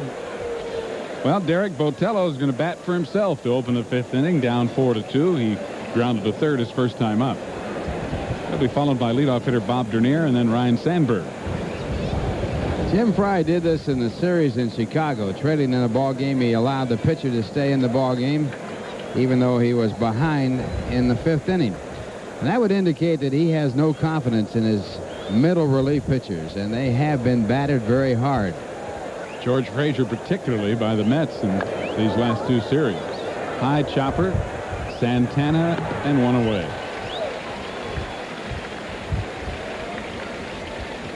So smooth, Santana takes care of it. August 15th is Action Park Day at Shea. Your ticket stub from the August 15th Mets game entitles you to half-price admission to Action Park throughout the 1985 season. So come to Shea and save at Action Park. Bobby Dernier takes a little extra time, part of a leadoff hitter's responsibility to let the pitcher get back and sit down for a minute. And we've joked about it in the past. Can you imagine a guy in spring training working on that? Pitchers get pampered all the time. I'm a leadoff hitter. I'm stalling around because I'm working on waiting for the pitcher. Dernier 1 for 2 with a single and a run scored, and it's ball 1. Well, Eddie having a very good day and a very typical day for him. He does give up a few runs and a few hits, but his control has been impeccable as usual.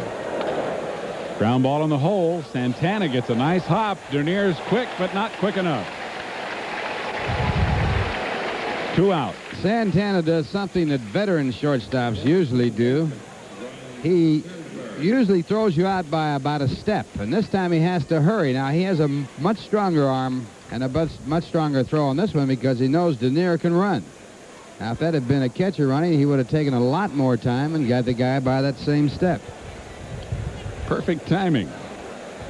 Ryan Sandberg with a double, an RBI, and a run scored in 2 trips is 6 for 11 in this series. He's having a great series, but he's about the only Cub who is.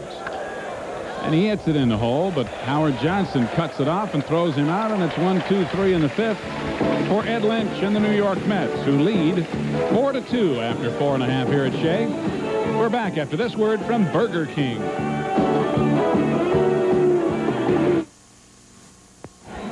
Well, the crowd bouncing around to the strains of John Denver's Country Boy. And coming in for the play-by-play as we go to the bottom of the fifth. Here's a country boy born in the Outback, Arcadia, California. No. Born in Santa Rita, New Mexico. Oh, that's right, you were, but you grew up in Arcadia. Yeah, in the Arcadia area, Alhambra, California. And when you grew up in Alhambra, it was kind of country, wasn't it? Yeah, unfortunately, it isn't anymore. Now it's been overrun by the city of Los Angeles. Great crowd again here, enjoying the game. But Ralph Kiner's a city boy now, aren't you? I tell you, when they built the racetrack Santa Anita in Arcadia, California, everybody said it wouldn't go. Too far away. Another one of those great experts. They said Major League Baseball wouldn't work at L.A. No chance. It's a football town. Those experts. Where are they now? Never been heard from since. Well, we're going to the bottom of the 5th. Cardinals being beaten right at this point by the Phillies 4-1 in the top of the 7th inning. The Mets are leading by a score of 4-2 in the bottom of the 5th, and the leadoff batter Len Dykstra, and Len takes a called strike. Len walked in the first inning and was aboard when Gary Carter hit the first of his 2 home runs in the ball game. That put the Mets in front 2-0. Cubs tied it with 2 runs in the 3rd, and then the Mets got 2 runs back to go ahead 4-2 on a 2-run home run by Gary Carter with Wally Backman on base. 2 strikes to count. The Len Dykstra, who also is flat out to right. And that last pitch, an outstanding curveball by Botello, the best he's thrown so far. And Dykstra gets a little chin music. 1-2. Well, earlier in the ball game, we saw this pitch to Leon Durham. Well, Dykstra's going to get these kind of pitches, especially when the pitcher's ahead 0-2, because he hangs out over the plate so much. They've got to move him back. Grounded slowly to the second base side. Sandberg over to Durham and 1 away. New catcher in the ball game for the Cubs. Jody Davis. Yeah, Jody Davis going out after that foul tip. And I really am not surprised, because Jody took that ball right on the point of his throwing shoulder, and you could tell he was hurting a lot. So Lake is in there. Wally Backman. 1 away, and Wally Backman the batter. Wally singled to left field in the 3rd after striking out in the 1st. Backman extending his hitting streak to 10 consecutive ball games, and he's batting well over 400 for that period. Steve Lake, of course, is 1/3 of Tim McCarver's favorite trio. Trout pitching, Lake catching, and Kevin Bass of Houston hitting.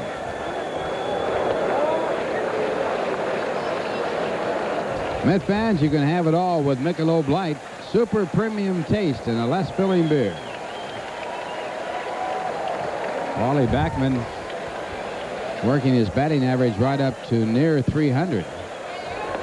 And again the fastball, and it's 3 balls and no strikes. The equipment manager of the New York Mets, Charlie Samuels. Charlie apparently doesn't have the earpiece in, so he can know that he's on TV. Charlie does a great job, and that's a tough job. Your bags will be in the lobby for the next road trip. He doesn't care about listening to the broadcast. 3-1 the count.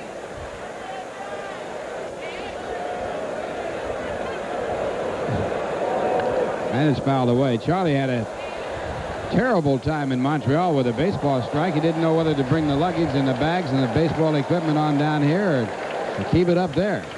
He headed to the airport when he found out the strike was off, and he had to get it all the way back to the ballpark and to the hotel. But you did a great job, Chaz. You're welcome. 3-2 the count. And it's in the left center field. It will drop in. And 1 hop off the fence. Backman on his way to second base and holding there. So Wally Backman doubles to left center field. Backman now with 6 hits in this series in 12 times up. He's batting .500 for this 3-game series. Not only does he have a 10-game hitting streak, and boy, he can drive that ball the other way. You see that ball, how quickly it went through your picture. It had a lot on it. And when Wally gets one in the gap like that, it's an automatic double, at least. And he's in scoring position with Keith Hernandez, who before this ball game was hitting .512 with men at either second or third. He's now with his average up to 300. That's hard to do this time of year, to raise your average 49 points. The only way you can do it is to hit 400.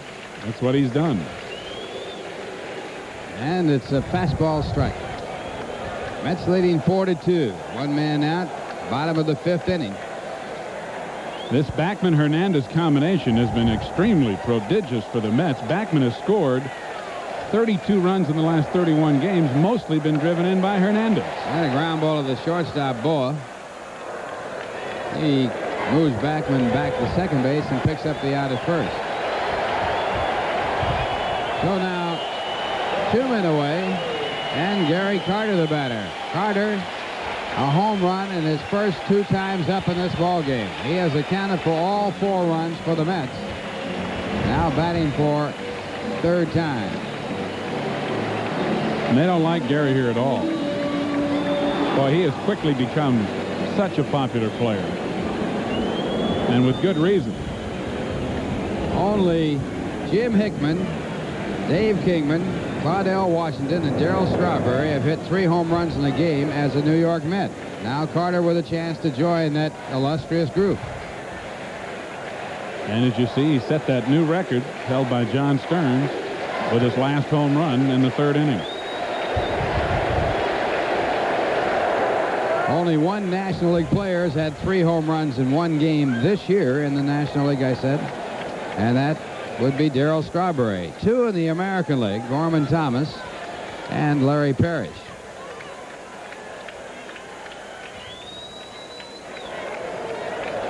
Almost a wild pitch. The count 2-1. Derek Botello in his 2nd National League start. His first, he was greeted by Darryl Strawberry with 2 home runs. In his 2nd, he's been greeted by Gary Carter with 2 home runs. Not a very nice greeting. Slider hit down to 3rd base. Ron Say crosses over to 1st, and that retires the side. So a double, a runner left at 2nd, and the score at the end of 5. The Mets 4 and the Cubs 2. Now here's a word from Michelob Light.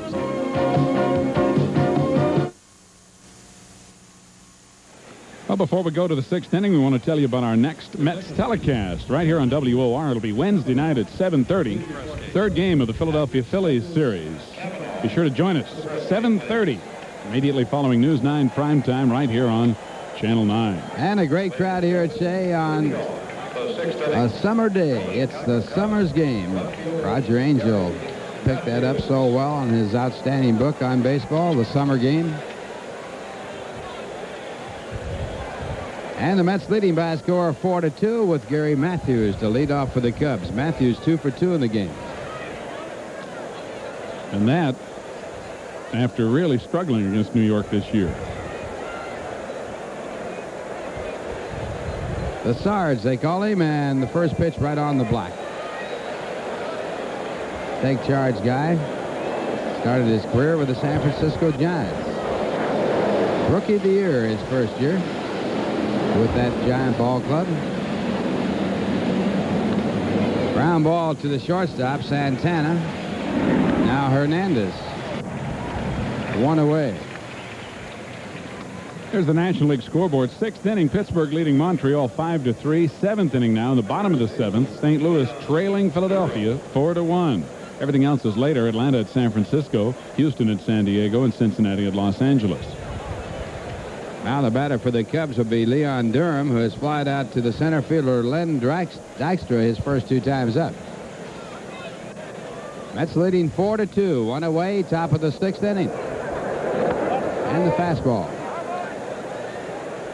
Lynch and Carter have really worked intelligently to Leon Durham, I think, Ralph. They've kept the ball away from him. They've kept the ball in a place where he couldn't really hammer it. There's a good example of it right there. The pitches he's fouled off have generally, except for one, I think, all been out of play to the left side. And he's fouled off quite a few of them trying to reach him. Mets are playing him as a pull hitter because Ed Lynch does not have overpowering stuff. Usually they play Durham straight away. But Lynch pitching against the defense. He's pitching outside, but the defense shifted for inside pitches. There's a drive to second baseman Wally Backman.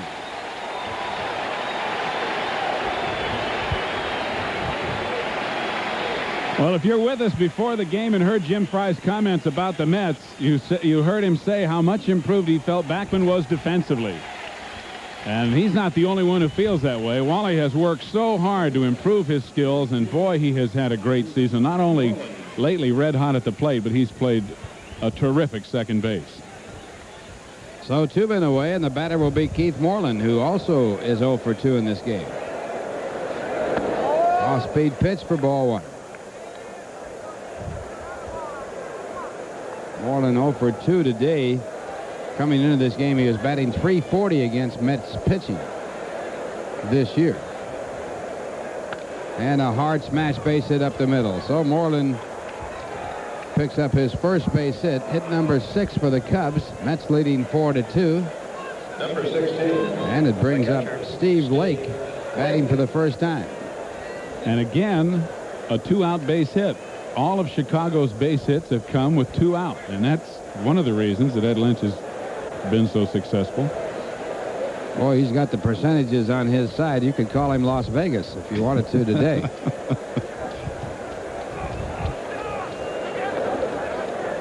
And the first pitch, a good play on it by Carter. Lake hit him 130 for the year with 1 home run, 8 runs batted in. He's a fine defensive catcher, but with Davis out of the lineup, they lose a ton of offense. Davis, an outstanding hitter, power hitter type with 12 home runs. And this one has popped up into shallow center. A long run for Dykstra, but he hauls it in. So 1 hit and 1 left. The score at the end of 5.5 innings. The Mets 4 and the Cubs 2. Now here's a word from R.C. Cola. Mets enjoying the ball game. Got a crowd up there. We've got another great crowd on hand here today. The Mets will break last year's attendance mark here today. Well on their way to breaking the all-time attendance mark set back in 1970 of around 2,800,000. So it'll be Darryl Strawberry to lead off. Darryl hitless today. He has flied out to center field in his 1 official at bat. Walked on 4 pitches his first time up. Darryl brings a modest 4-game hitting streak into this game, batting .600 over the 4 games with 9 hits and 4 home runs. And the first pitch a little bit low. To show you how locked in he has been over the last month, Darryl in the last 32 games has hit .342 and driven in 32 runs.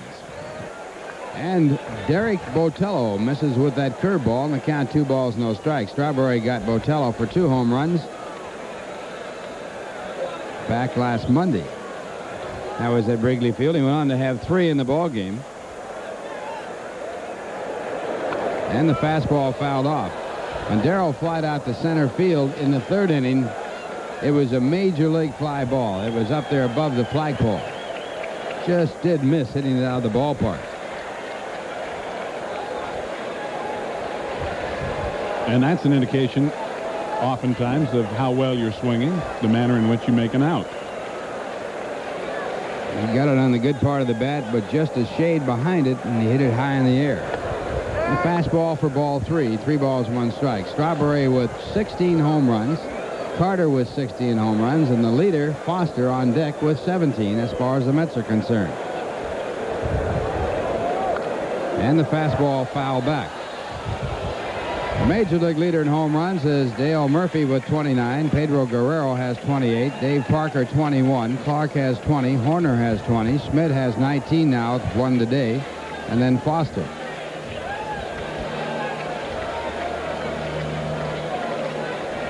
Tell you one thing, that Willie McGee is going to lead the National League in hitting. He's batting .351. Had 7 hits yesterday in the doubleheader. He's unbelievable. And that's ball 4, so Strawberry walks for the 2nd time.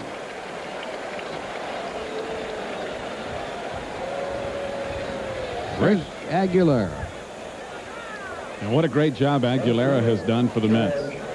Called up under difficult circumstances with the injuries to the pitching staff, and he has just been outstanding.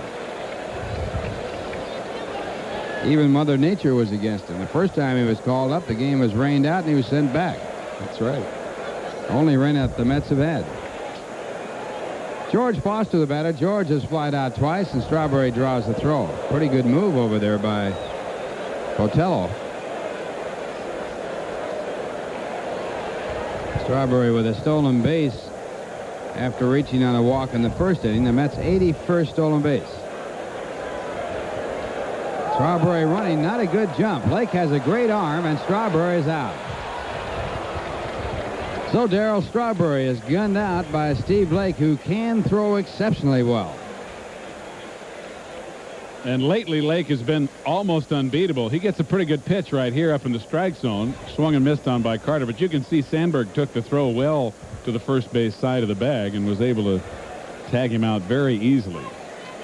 So no one on now as Foster will get his next pitch from the windup, and the breaking ball is grounded foul. Steve Lake has now thrown out 12 of the last 22 runners attempting to steal against him. That is a very fine percentage. Average stolen base percentage is around 65%. So if you throw out 35% of the runners, you're doing well. He's up around 50. Mets have been successful 69% of the time on their stolen base attempts. The Cubs have been successful 78% of the time, but mainly because of Davey Lopes, who has a 95% success rate. That's right. He's only been caught 3 times. 1-2 the count to George Foster. Lopes at 39 has stolen more bases than anybody in the history of Major League Baseball at that age. 41. And he is second in the league to Vince Coleman. He won't catch Coleman. There's Davey. Couldn't catch Coleman with a rocket. Ian McGee going into today tied for second at 41, and Davey's stolen those 41 out of 44 attempts. Coleman with 77 stolen bases going in this year set a new rookie record with his 73rd stolen base, breaking the record set by Juan Samuel yet last year when he had 72. 1-2 the count.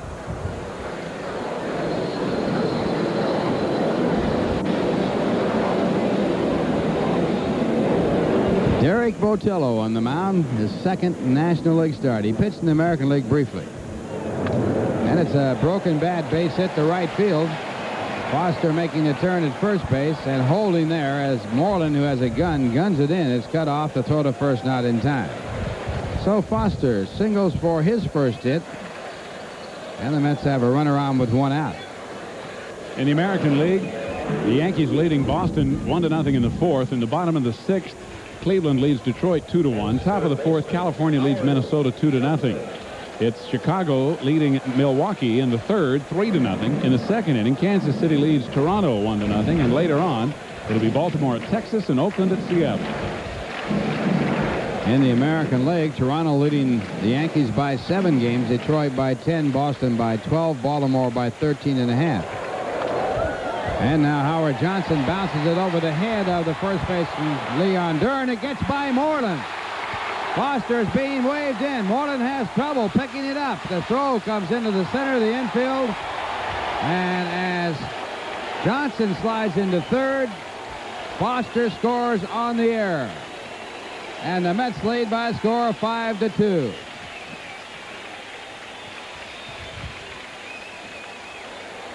This high chopper gets by both infielders and has a lot of overspin on it when it kicks out into the outfield. Now watch Keith Moreland. He took his eye off the ball. He knew that he had a play on Foster at third base, and he wanted to come up firing. The only problem is he came up without the ball in his glove and had to turn and go get it. By that time, Johnson on third easily and Foster in the dugout. Breathing hard. Yeah. So the Mets lead by a score of 5-2 in the air. No RBI for Howard Johnson. He gets credit for a single. And now with a runner at third, Rafael Santana, the batter, and the infield in by the Cubs. And a line drive to center field. It drops in for a base hit. Good base running by Howard Johnson, who went back to tag up. And he comes in to score easily, and the Mets are leading 6-2 as Santana gets his second hit of the ball game and a run batted in.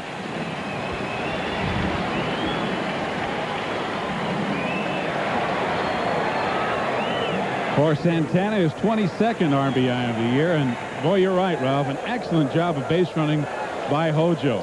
This ball hit on the line, and Denier with great speed, so Johnson holding up, and he has better than average speed himself. And when he saw it drop in, he scored easily and might have been able to score even if it had been caught. Now Ed Lynch in a bunting situation. He takes for ball 1. Lynch has sacrificed 1 time in the game. He also has struck out.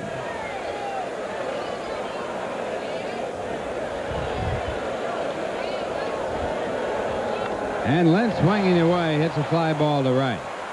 Moreland right there. 2 men away. Santana back to first. And that will bring up Len Dykstra.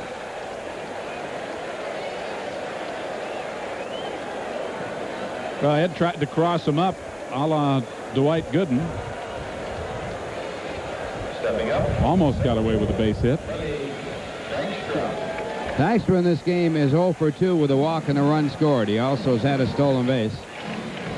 Dykstra scoring the first run of the ball game ahead of Gary Carter's 2-run home run in the first inning.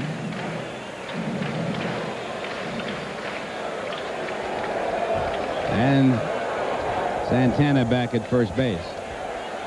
Mets leading 6-2, 2 men out, bottom of the 6th inning. 8th inning, bottom of the 8th. Philadelphia still leading St. Louis 4-1. And a fly ball to center field. Denier is right there. And that'll retire the side. But the Mets pick up 2 runs on 3 hits. There was 1 error and 1 man left on base. And the score at the end is 6. The Mets 6 and the Cubs 2. Now here's a word from the good Olds guys. Good vibrations at Shea, to say the least, as the Mets lead at 6-2 over the Cubbies in the final of this 3-game series. And we invite you to join host Carol O'Connor for a fascinating portrait of 20th century America. Don't miss Years of Danger, Years of Hope, the post-war world, Thursday night at 9 on Channel 9. And as we go to the top of the 7th inning, back in as always here at home to work the final 3 with me, Tim McCarver. All right, Steve, Ron Say leads it off here in the 7th with the Mets leading 6-2. And 2 has been the magic number. The Mets scored 2 in the first. The Cubs tied it with 2 in the third. The Mets bounced back with 2 in the bottom of the third, and they scored 2 in the 6th. Ron Say has doubled in line to short. He's hit the ball well twice. Entered the game batting only .223.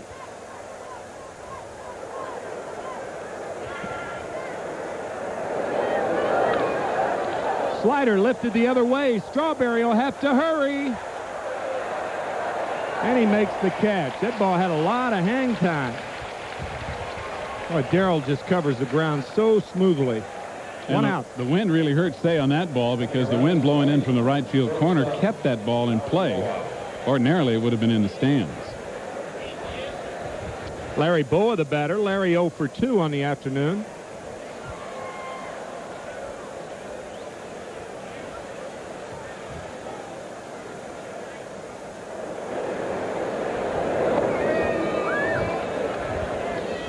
And 1 to Larry Boa.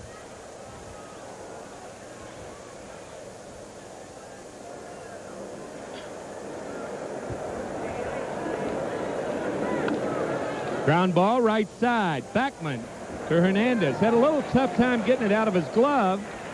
They finally got it to just get the hustling Boa. Looked like the ball hit in a footprint or something and took a little funny hop on Wally at the last second. Kind of bounced behind him a little bit, as you see, up by his right shoulder. And then he slipped it, but got a good enough grip on it to make a good throw. You got to give Boa credit. You can say what you want to about Larry Boa and his irascible attitude, but he gives 100% every time he's out there. Running hard on a routine grounder. Billy Hatcher is going to be the pinch hitter for pitcher Derek Botello. Billy Hatcher was just yesterday recalled from Iowa. Slider inside, 1-0. As you saw, hitting .280 with a homer and 6 RBIs in his previous stint this year with the Cubs. He has no at-bats officially as a pinch hitter. Fastball is low, 2-0. Ed Lynch has yet to walk a Cub. He has struck out 1. That was Bob Dernier to lead off the game. Ron Meredith, who was in the game for 5 innings on Friday night, will probably be the pitcher in the 7th inning. Fastball inside, so 3-0 to Billy Hatcher. At Iowa, Hatcher was hitting .280, 5 homers and 19 RBIs, and he had 17 stolen bases. Well, the fastball is low, so Ed Lynch walks the first batter of the ball game. Ed Lynch has walked more than 2 only 1 time this year. That was July 31st against the Expos when he came back from his stomach ailment.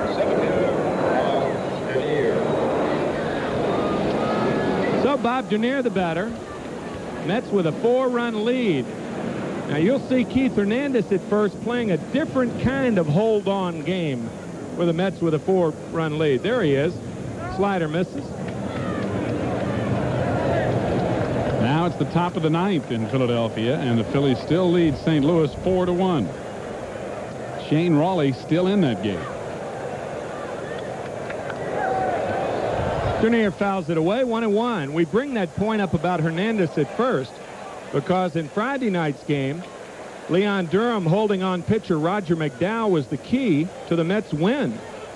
But watch how Hernandez will kind of trickle off there. He's got such tremendous range. Now, he's really not holding the runner right there.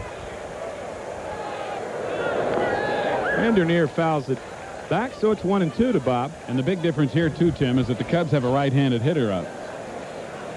Whereas when Durham was holding the runner on, the Mets had a left-handed hitter up, which is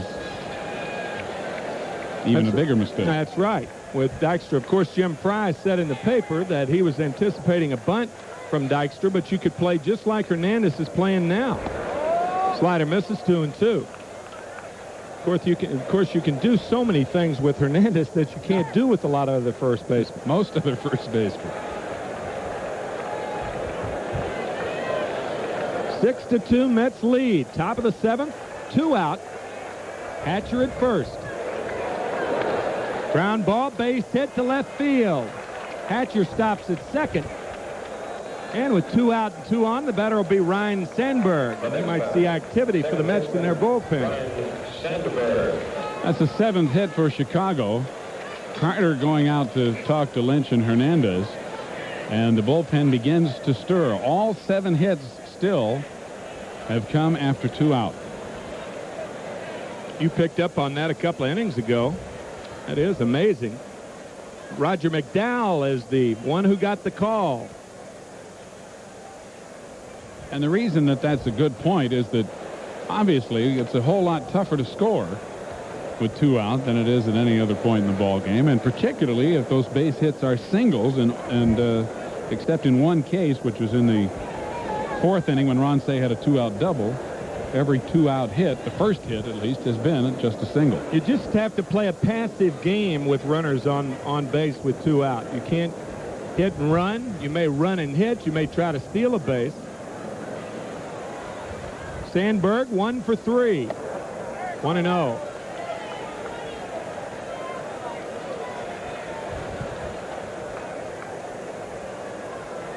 Six 2/3. He's given up 2 runs. He's walked only 1, struck out 1, and that is a typical Ed Lynch game.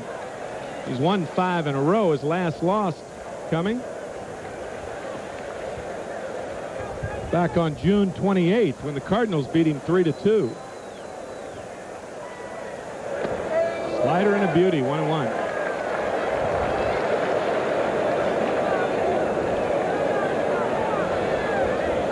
Ed, no doubt, has been helped also by the other types of pitchers that the Mets have. It's true. He is such a departure from the norm as far as the rest of the rotation goes. 2-1. Ed is anything but a strikeout pitcher. He's more of a contact pitcher. And with Darling and Gooden and Fernandez out there blowing people away more often than not, it's really to his advantage and to the ball club's advantage. Yes, it is. Kind of like Joe Niekro working in that starting rotation along with Nolan Ryan of the Astros. Ground ball to short. Santana over to Backman. So that'll do it for the Cubs in the 7th. No runs, 1 hit, no errors, and 2 left. After 6.5, it's 6-2 New York. Now here's a word from Coca-Cola. If you've always dreamed of being in the big leagues, live that fantasy next February. Play with and against former Mets at Dream Week in St. Petersburg, Florida. This was the most fantastic week I've ever spent anywhere. I wish I could stay here forever. It was a dream come true. For information, call 718-507-METS.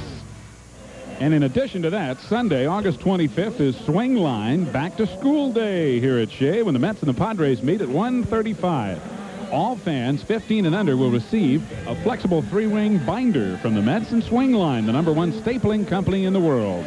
And as an added bonus, fans 15 and under will receive an 8x10 1985 Mets team picture, courtesy of All Channel Satellite of Queens, who sell and install satellite receivers. That's back to school day, Sunday afternoon. The Mets and the Padres at Shea at 1:35. 3-ring binders to all fans 15 and under from the Mets and Swing Line.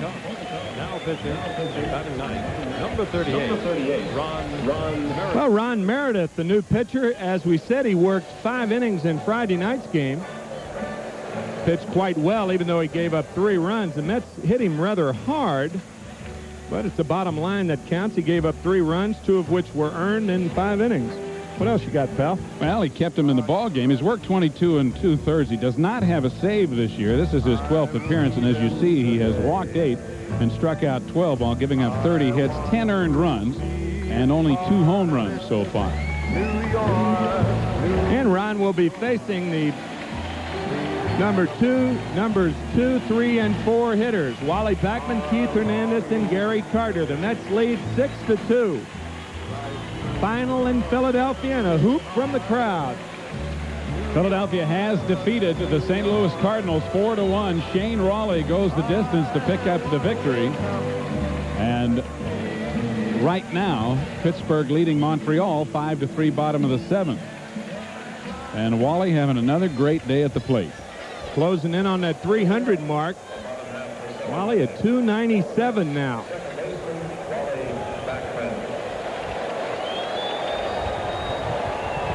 So the Mets hold on and win this ball game. They'll be a full game ahead of the Cardinals in the National League East. And a breaking ball for a strike. We understand that if Wally Backman does get a hit this time up, he will be right at 300. Jesse Orozco and Tom Gorman throwing, a couple of lefties. Ball hit well to left field. Matthews over, and he makes the fine catch. Well, they got him out, but Wally didn't make it easy on him, did he? Took a fine play by Gary Matthews, who went a long way for this ball.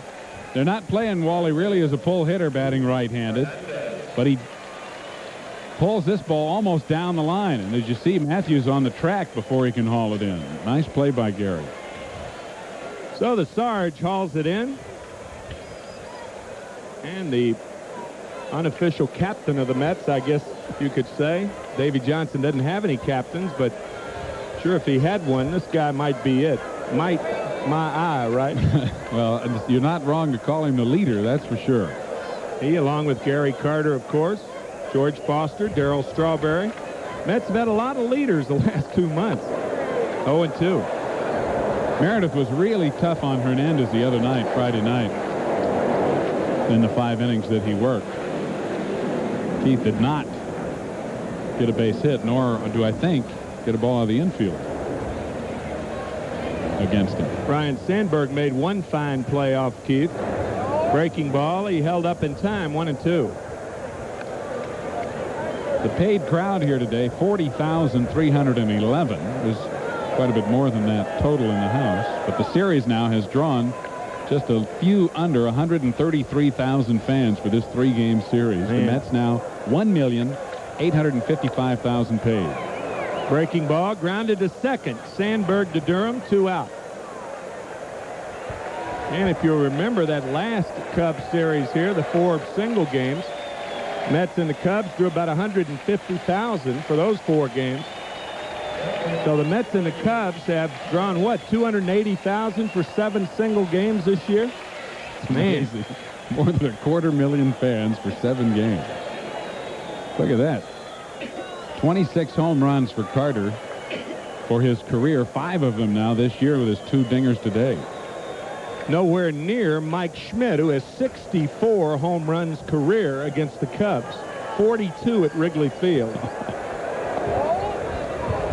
1-0 to Carter. By the way, Mike Schmidt and the Phillies will be in for 4 single games, 3 night games Monday, Tuesday, and Wednesday at 7:35 and 1:35 Thursday afternoon. 2-0 to Carter. And we've said it before, but imagine, as you look at Lee Smith in the Chicago bullpen, how many home runs Schmidt would hit in his career if he'd played at Wrigley. Schmidt had a home run today in that game, a solo shot, his 19th of the year. 2-1 to Carter.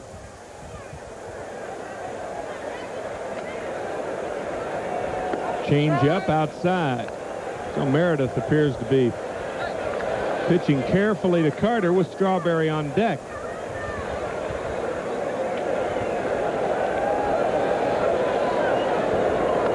Breaking ball is outside, so Carter walks. One of the more intentional, unintentional walks you'll see. Mr. Meredith may have forgotten that Strawberry homered against him. That was his third homer in that game in which he had 3 home runs. Nah, he didn't forget. Pitcher forgets someone who hit a home run off of him? Choose your poison, right? Carter or Strawberry? That's it. 1-0. 23 games over 500, and that's their biggest margin since they were 162 back in 1969. 2-0 to Darrell.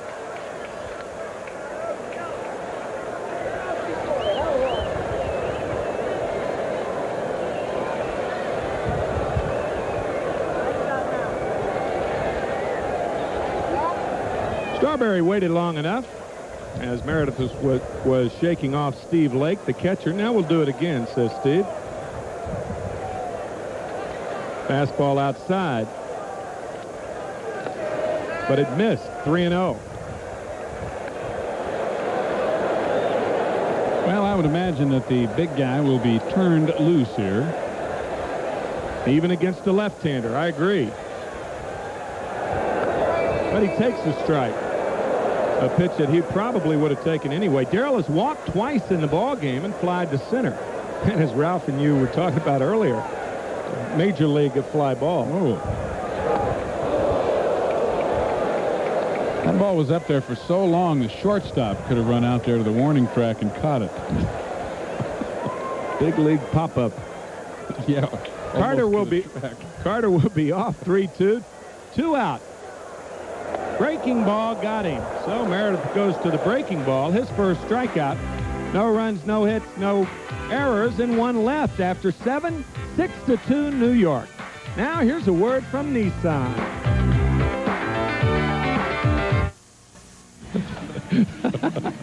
Top of the 8th inning, 6-2 ball game, and Stevie, my boy, the Mets continue to play good baseball, don't they? Doing it all. They really are. You could ask.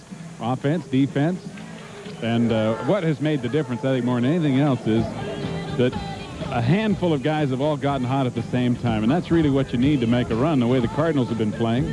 It's taken that for the Mets to get to first place. And now they have a chance to be back in there by themselves. Yeah, it seems like every time you look at the note sheet, it says that over the last 30 games or over the last 35 games, all the hitters have started over 35 games.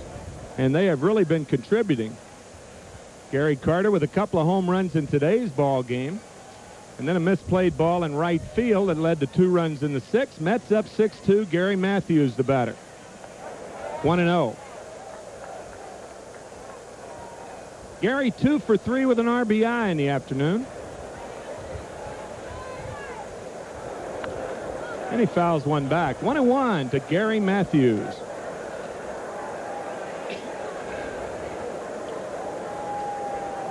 Incidentally, in that Philadelphia-St. Louis game, Bob Forsch was the losing pitcher and Shane Raleigh the winner. Second time that Raleigh has beaten the Cardinals this year. 2 in a row. Low throw, scooped up nicely by Hernandez. 1 away. Howard Johnson doing a little pirouette at third base, huh? It looked like the ball took a funny hop off the edge of the grass right before the cutout of the infield. You see it go up, and Hojo stays with it. And then Howard, with a little sidearm flip, causes Hernandez to do a little overtime work. And Leon Durham, the batter. Leon 0 for 3. He has hit the ball well, however. Flied to center, line to center, and line to second baseman Wally Backman on a super play. 2-0 to Leon Durham.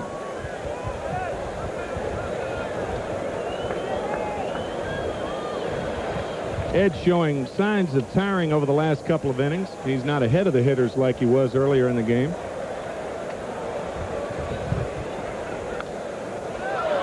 Durham fouls it back. 2-1 to Leon Durham. Carlton Fisk, his 30th home run. New leader in the major leagues. That's one more than Dale Murphy in the National League. Going for the record in home runs as far as catchers are concerned. Durham pops it up.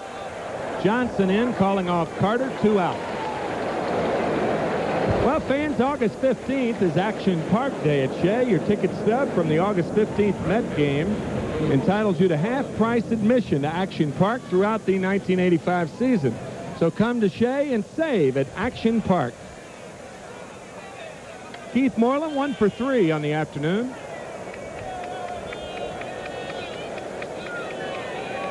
Ed Lynch trying to win his 10th game of the year.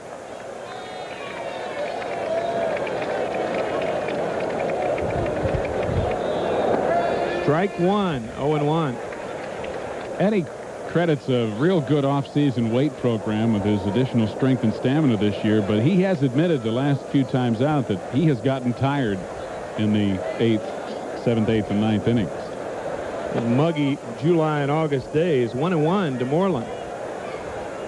You do that during the middle of the season. You get that little down period because of the weather, and then you are revived the last couple of weeks in August. Cue shot, foul. 1-2 to Keith Moreland.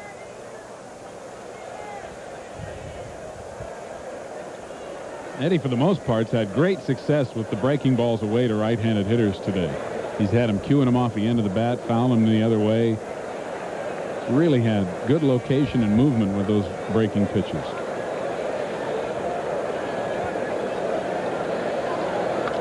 Ball hit well to right center. Dykstra over. Man, he gets a good jump on the ball. He came from nowhere on that one to catch the liner off Moreland's bat. An easy inning for Ed Lynch, and he needed it in this hot weather. And after 7.5, it's 6-2 New York. Now here's a word from the good old guys.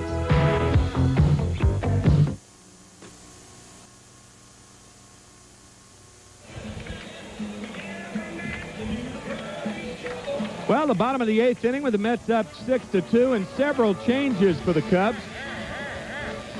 In right field, the new right fielder, Gary Woods. There's Gary with his glasses ready to be adjusted. First baseman Keith Moreland now moving from right field to first base. So Leon Durham is out of there. And the new pitcher, Lee Smith. It's rather unusual, Steve, to see Lee Smith come in to a ball game in this situation with the Cubs trailing by 4. He is usually saved for save opportunities, but he doesn't have them here, and that's an indication, too, of how important Jimmy Fry feels it is to try to win at least one game in this series. He's 5-4, and those 23 saves have come in 29 opportunities this year. Lee's 47th appearance of the season in 72 innings. He's walked 29, struck out 84, well than one more per inning. He's allowed 5 home runs and a total of 25 earned runs. He is second in the National League in saves to the leader, Jeff Reardon of Montreal, who has 29. Lazy, hazy, crazy days of summer. We got one here. It's hazy, lazy, muggy, whatever you want to call it. No moisture has precipitated to the ground as yet, but there is a threat of showers this afternoon. And George Foster will lead it off as the Mets lead at 6-2 going to the bottom of the 8th inning, and in good shape for a sweep of the Cubbies in this 3-game series. And that would put Chicago 12 games back. Every time I hear that song, I think of the '64 season when that song was going strong, Nat King Cole. And they took that was kind of our song in the Cardinal clubhouse, and they took it away from us. And you know what song they replaced it with? If you can believe it, our theme song the last 3 weeks was Pass the Biscuits, Miranda. Never heard of it. Pass the biscuits, Miranda. You never heard of that? No. It must have worked. It was such an old song. As George Foster will try to bridge the gap. I don't think anybody hit one that far.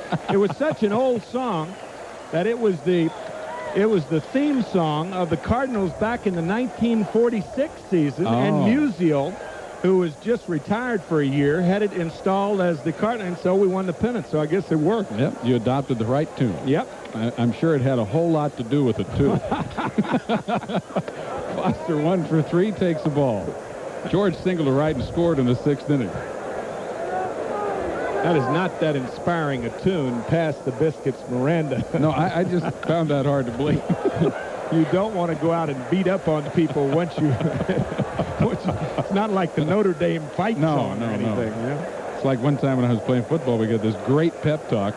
We went charging out to go out on the field, and the doors were locked. So we had to wait around for about 15 minutes while they found a guy with a key. By that time, all the air was out of our sails. Check swing on the breaking ball. Smith falls down trying to barehand it, but Boa just does get Foster at first base. Well, I tell you, I want to register that on the Richter scale. Yeah, and Lee Smith is glad that he didn't make contact, because had he done that, he would have deflected it. Whoa! That'll be on This Week in Baseball. He hit that dirt in a hurry and hard, too. He's dirty from head to toe. So it goes 6-3 on the ground out. One away for Howard Johnson, who also has singled and scored in 3 trips. Mojo takes a strike on the outside corner. Johnson is 3 for 7 in this series. And there you see his statistics. Right-handed and left-handed.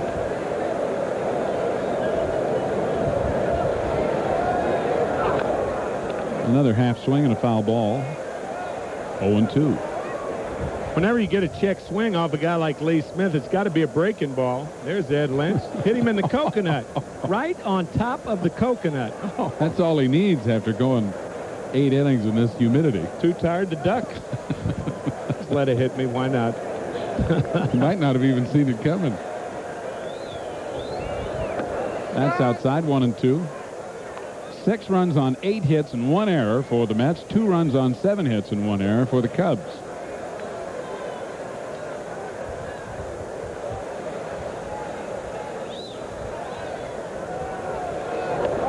Low and away, 2-2.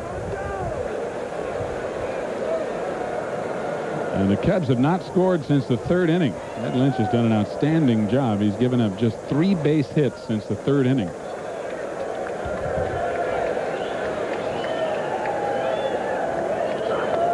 Three and 2 now.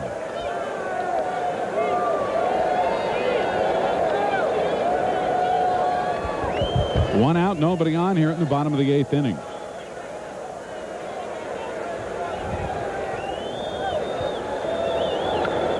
Grounded foul. Still 3-2. Took a tall guy to corral that one. Cubs needed a taller first baseman the last time Howard Johnson was batting, too. That high chopper over the head of Durham. With Foster on first base, George going all the way to 3rd. And little did he know that Moreland had dropped the ball. It went by him, and he came all the way around to score. Driven to center field, but not deep enough. Dernier threw the glasses and 2 away. Well, folks, you can have it all with Michelob Light. Super premium taste and a less filling beer. Nice day for a Michelob Light. Might get a few showers here, pal. It's looking that way, isn't it? Santana with a good day, 2 for 3, 2 singles, an RBI. Ramping the series is 3 for 7. Sisk, and now Terry Leach in the Mets bullpen.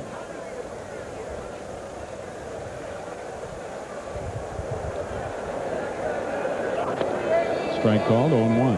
Ed Lynch is scheduled up next, of course.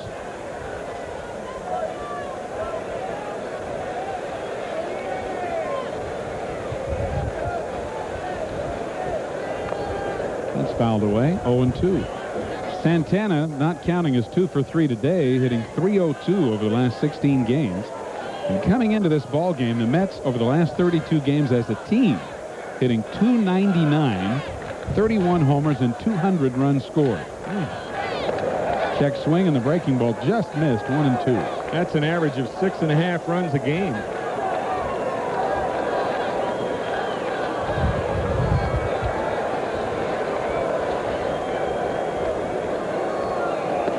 And there's strike 3 called. So Lee Smith strikes out 1, faces just 3 batters in the 8th inning, working in relief. And we will go to the 9th inning with the Mets leading at 6-2 over the Cubs after this for Michelob Light.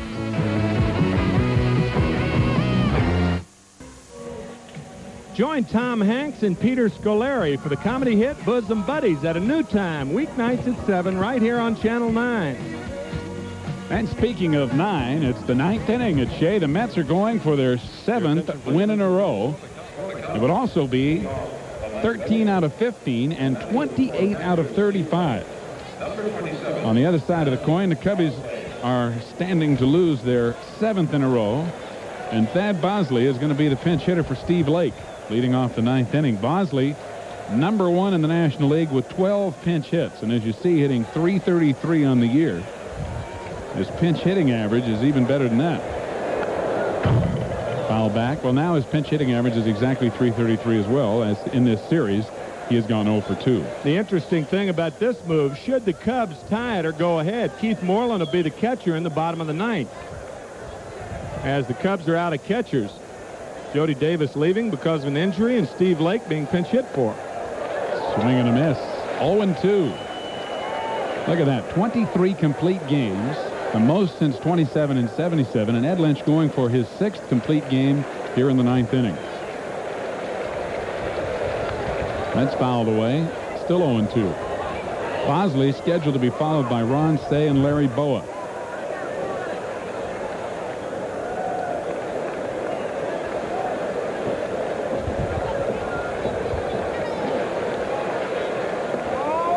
One and 2 now. If the Mets hold on and win this game with a 4-run lead here in the 9th, they will be 37 and 18 at home. That's about a 70% winning percentage at home. 2-2 now. Another note of interest, if Ed Lynch completes this game, it'll be 2 days in a row that the Mets pitchers have had complete games, and the Cubs, on the other hand, haven't had a complete game since June 30th. So it's truly the tale of 2 teams here today. That's out of play, still 2-2. I found Davey Johnson's one comment, I found his entire set of comments interesting, but the one comment that stood out in the pregame interview when Davey said that the Cubs went for the quick fix last year, and they're paying the price now because they really, unlike the Mets, don't have those young players to bring up. Skied high and deep to right. Strawberry looks like he has room, and he does. Just short of the wall, 1 away.